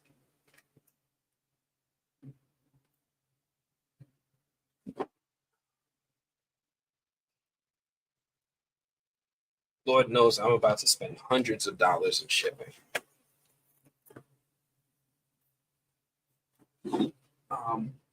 But I'm just going to use what we get from monetization. I'm going to use what we get from these super chats, and I'm going to give it right back to you guys. Thank you. I really appreciate it. Round of applause to Joe. Joe Joaquin, love the channel. New subscriber from Australia. From Australia? Thank you, Joe Joaquin. I appreciate. Okay, Google. What time is it in Australia? What part of Australia? Multiple times. Right now, the time will be between 8:31 a.m. on Tuesday. All right, it's either 8:30 or 1 in the afternoon in your area. Okay, Google. Stop. That's enough. I get it. So thank you for coming through, Joe Joaquin. I appreciate you. Let me know if you have any questions. I don't want you to go without me giving an opportunity to answer any questions you might have. Don't sending love. Don't send love, Amanda. Send the box. Yo, I can't mail to Australia. That's just that's a little cost prohibitive. I did agree to mail to Canada because I think it'll be a little easier with customs, but further than that from the US might be a bit of a challenge for me. Thank you, Frankie. Thank you. It's a lot going on. Oh, I still owe you guys the stills. All right, let me do that. Let me do that real quick, and then we'll end it up. We'll end it. How the hell anyone got there? The question not discussed for a while. How the hell anyone get there? You mean to From Town? What do you mean? Joe Joaquin, it's 12:31. It's Tuesday. Man, you that's time travel again. That's some real time travel. Here we go. Got to get some decorations in the background for Christmas. Get us all in the spirit. 'Tis the best time of the year to have a family. That's a good point. That's a good point. It's going to be interesting to see all of you all going into Thanksgiving and into Christmas. So that'll be interesting. How do you join the giveaway? So on the YouTube, on our YouTube page, I have a post. Some people don't even know that YouTube has posts. Like you could post stuff. So let me show you real quick. On the YouTube page, on our channel, you'll see this thing over here. It's called Community. You click over to it, and I sometimes will post all sorts of cool stuff. I'll post stuff about that Harold is doing on Twitter. I'll post some of my early reactions to things. This was my reaction to episode 8, but I was trying to be, I wasn't trying to be obvious. But I also posted this contest. And this is where I put the link where I'm actually going to put my talisman in one of the boxes as well. And you can enter, and all it asks is that you give your email address and your name to enter. I'm going to email the winners. I'm going to ask them for addresses so I can mail them these boxes. And if for some reason somebody says that they don't want to give an address, then I can pick a different winner. I even talked about how some people were like, oh, Martin and the priest were the same person, but these are actually 2 different actors. So it's always pretty cool to come over here, see my Comic-Con cosplay, things like that, and see what I might be posting.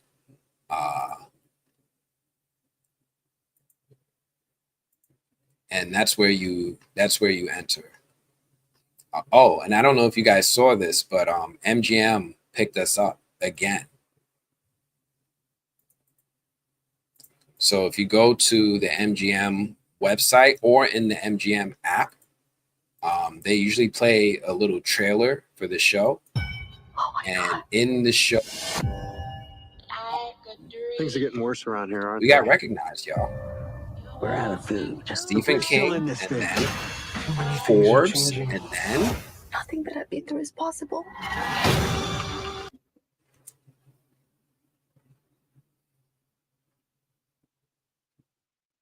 so, I say this, I don't say this to brag. I don't say this to show off or anything. But I'm serious when I say the cast and the show watch this show, right? They watch this channel. I don't know about the other channels. I know that those other channels have so many more subscribers or followers, but they follow this channel.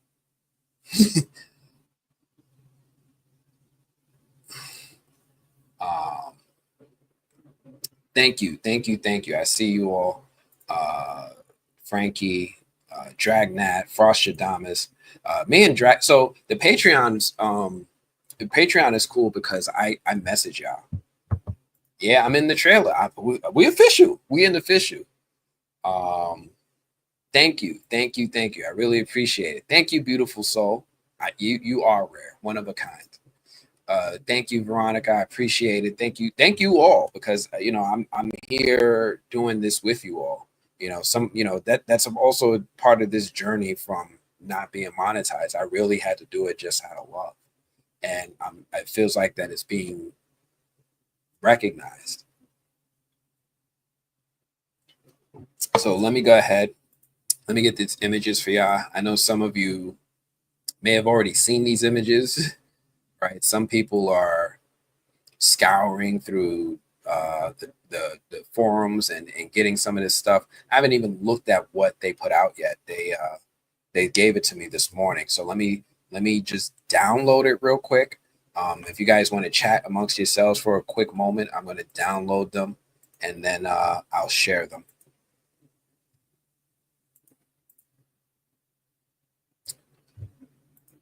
Been doing a lot of cool stuff lately, and man, I just want to thank you all. I just really do, because I never in my life, never ever thought that this is what would be happening. So thank you all. So I'm going to be quiet for a quick second. I got to download these images and try to discern which ones are super spoilery and which ones are just good teases. But from here on out, I will warn those of you who don't want to see anything. I am going to be showing images, high-res images from the next episode. You may not want to see anything.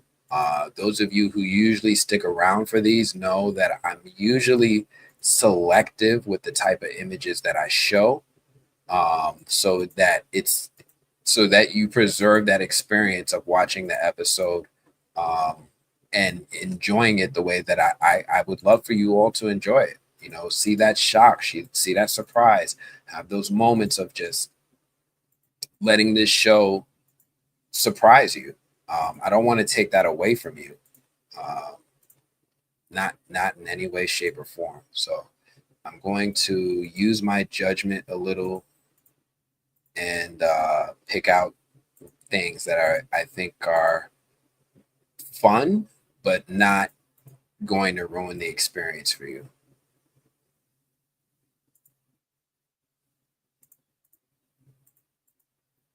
So let me download these. And I usually use them for my videos anyway. And I can't see the chat right now, so just give me a moment. If you want to drop some more comments in the chat, I'll be back in a second. And of course, I can't help myself but to answer questions as I go along.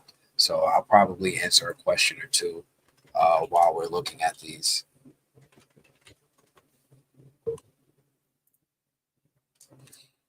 Let me check. I don't know if anybody sent a Cash App, but let me see if there's any more. Oh, Kayla's bestie. Kayla's bestie. Thank you, thank you, thank you. Hey, I wanna let y'all know. Hey, I wanna let y'all know. Kayla's, you already know. You already know. We already chatted about it. The Patreon people, they already know. They'll send me messages throughout the week. I respond. Now we got like threads going back and forth. We're friends. So the Patreon members, I really appreciate you all. You have exclusive access to me. If you're giving me your time, you're giving me your funds, I'm going to give you a response. Absolutely. All right, so those were some of the images. Let me go grab the rest. What else did they put in here? Do they have any more that aren't? This is an interesting one, but I don't think people will be satisfied with this. I don't need it down. I will show you maybe this, because these are fun images. Okay, these are kind of fun. Let me see if this is a good one. All right, download. And of course, I know some of the people who dig will probably find a forum somewhere with some of this stuff. But I want to show you guys these images, and then I'm gonna get out of here.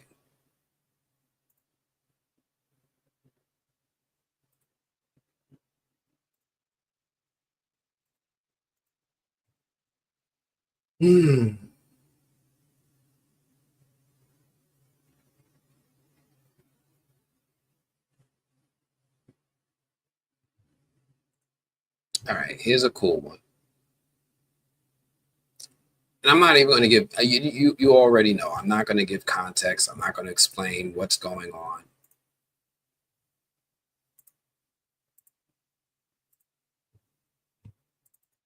I'm just going to put it up, and I'm going to let you all speculate. Ready? Are we ready? How many people still here? There's 230 people still here. Jeez, thank you. Clearly yours, you're ready? Jim 4-1. What is this? Are you guys taking bets? Jim can definitely kick rocks. He could climb trees. Oh, all right, D-Gen Exa, you're ready. All right, let's go. I'm not going to comment on this one. I'm going to just put it up, and y'all figure it out. It's a little spoilery, a little bit.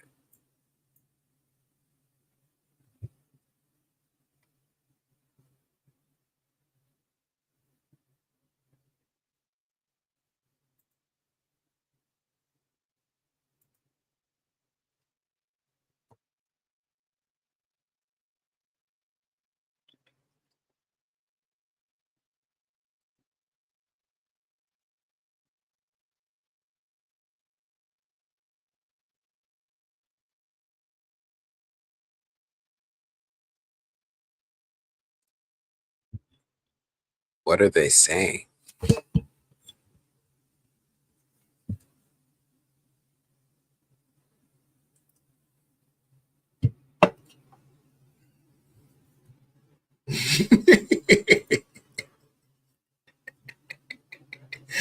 Oh, how about some soap?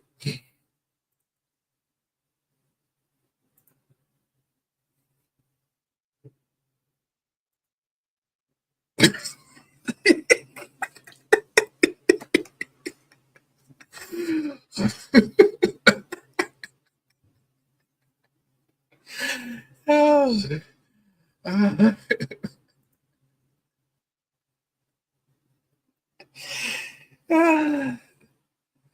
Oh my goodness. Oh my goodness. Oh my goodness. Michael, you wrong. You wrong. You wrong. Oh my bad. Let me not lean on someone's shirt. That's someone's shirt now. Oh.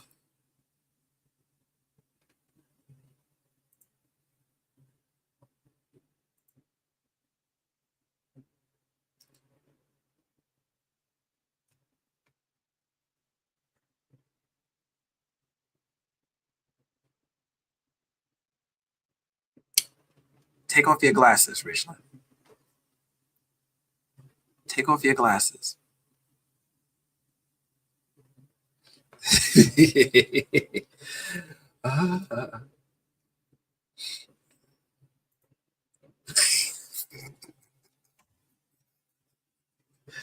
Yo.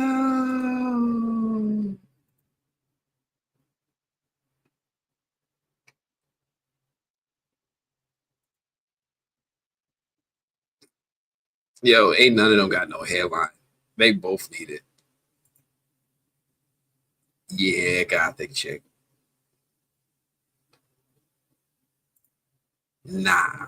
That he's just been wearing that shirt for so long, it's starting to fade. I think he's got like a new sweater.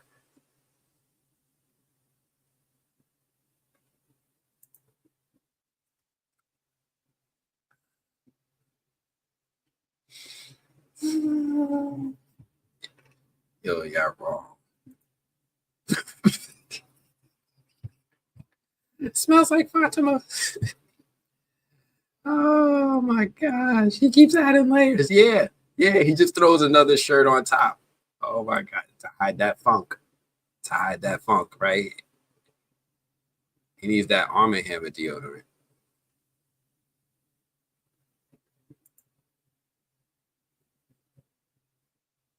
All right.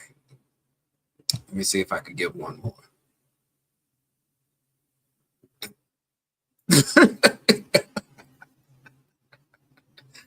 Oh my gosh. I didn't know y'all was gonna do this. Oh, this is gonna be this is it from now on. We're doing caption contests. This is it. I don't know why we weren't doing this in the first place. Oh,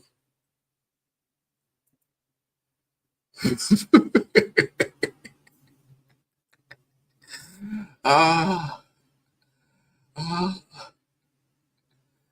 oh gosh. All right. All right. What is this one? Can I show this one? I don't think it's going to automatically. All right, no. Because there was one. Oh, yes. I want to see y'all thoughts on this. Wait, can I just hit next? I don't want to. No, I can't. I gotta close it. Reopen it. All right. All right. Okay. I'm gonna give y'all two more.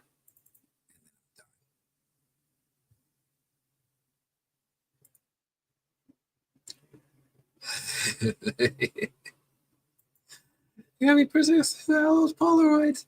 He was hanging them up. All right, two more. Yeah. He ain't take a bath. That was a dream. He never got in the bath. That was a dream. He was actually dreaming. And then he was dreaming of wearing a different shirt too. He never took a bath.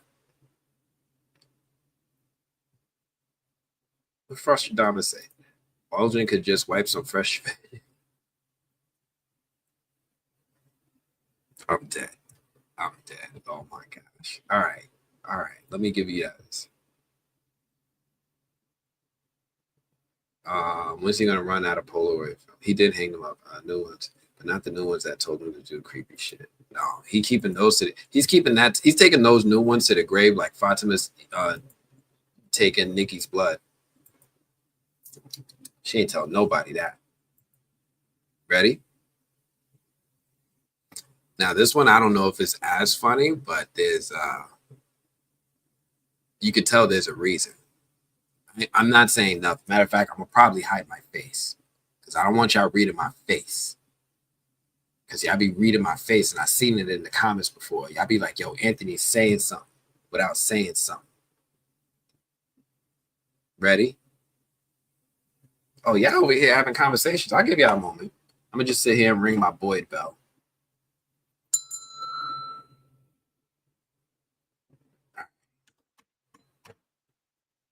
Here we go.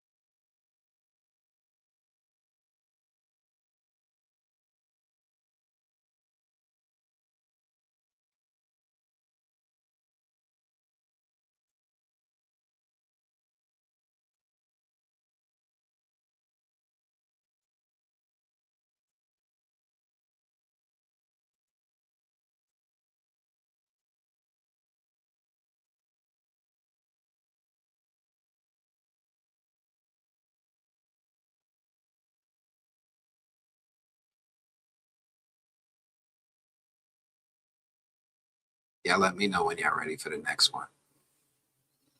Oh, let me see what kind of. All right, here we go. Let's see if it's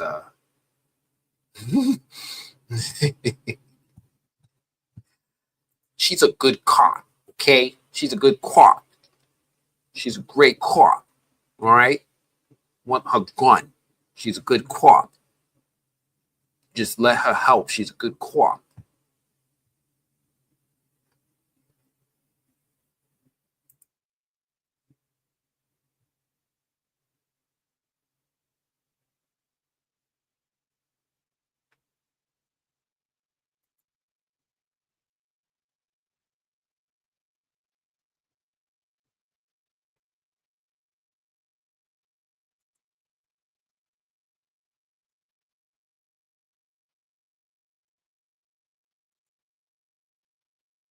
Y'all let me know when y'all ready.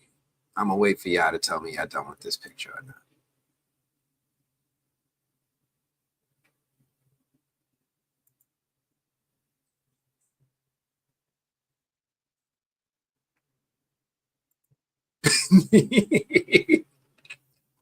I want answers.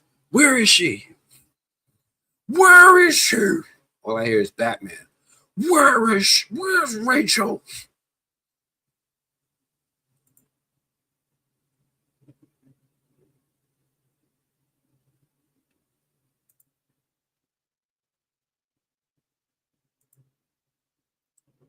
Because I can't comment on this. I can't. These are all episode 9 images adorned by Sharice. I appreciate y'all, but I can't comment on this. Damn, we almost been going 4 hours.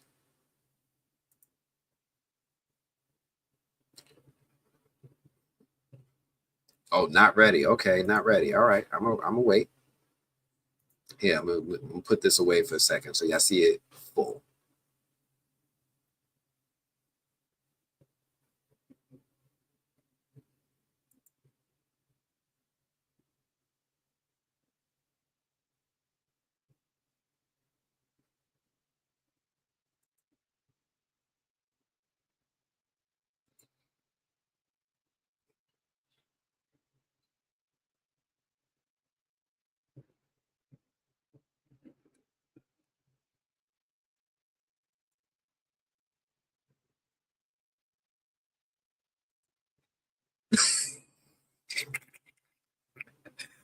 Oh gosh.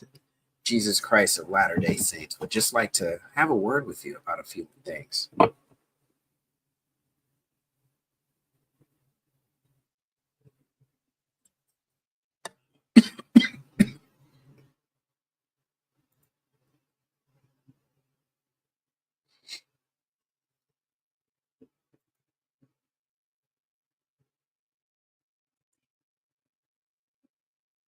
All right.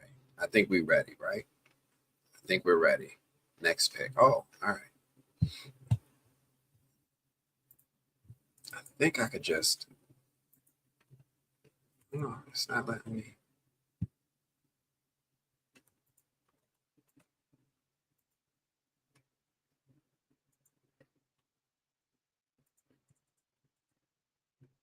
All right, it really wants me to.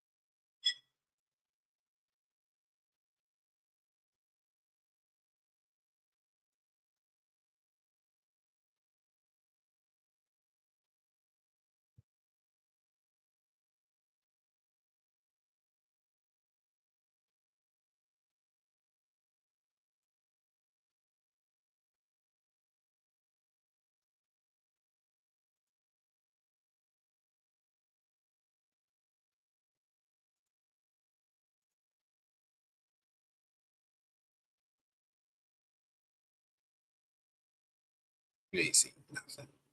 You ain't see nothing.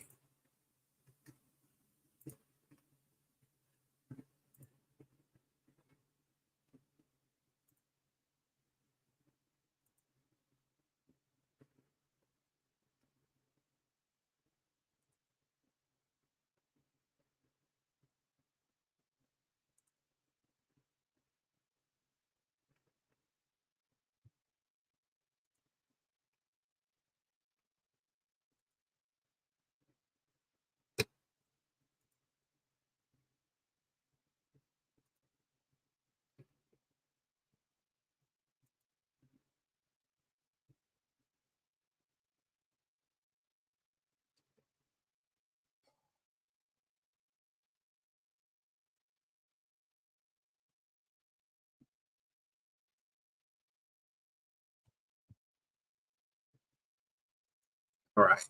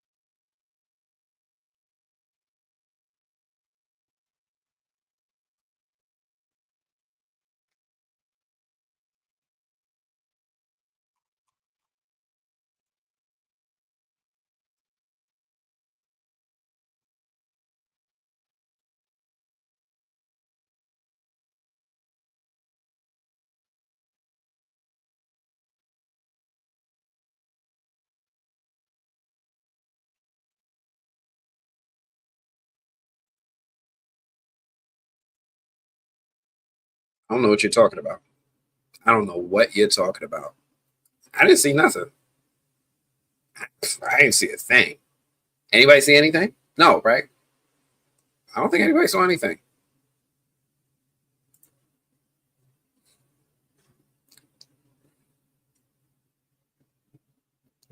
Watch people rewind. I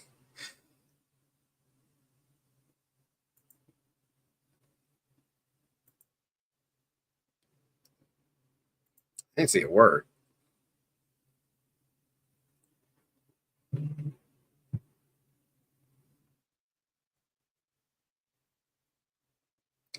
So, look, we've been going live for almost 4 hours. I want to thank you all for sticking around. Thank you all for entering this contest and making this by far the most successful contest I've ever run in my career. Thank you all for really sticking through with this channel, encouraging me, being around,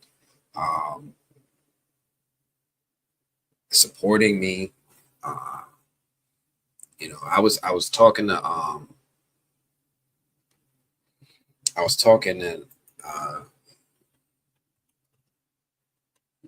man,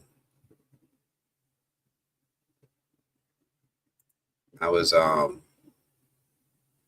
wow, I was talking to Dragnat on Patreon, and I was explaining how you know, it's a hard week for me, but talking with you all has been really cathartic for me. Wednesday will make 3 years since I unfortunately found my mother's body when she passed. But being with you all is a blessing. Talking to you all, I feel like you all are family with me now, firmly for sure. Thank you for supporting me. Thank you for keeping me motivated. Just thank you all for everything. It's been an amazing season of From. It's an amazing community. I really appreciate you all. So thank you for sticking with me for 4 hours, hearing me talk about, you know, my career, my life, my family, and of course From. And I can't wait to do this again with you again next week, maybe even later this week, and we get to run it back. But thank you all for sticking around. If you're new here, please give this video a like. Please give this video a subscribe. Show it to your friends. Otherwise, I'm going to check you all later. God bless you. Have a good night, everybody.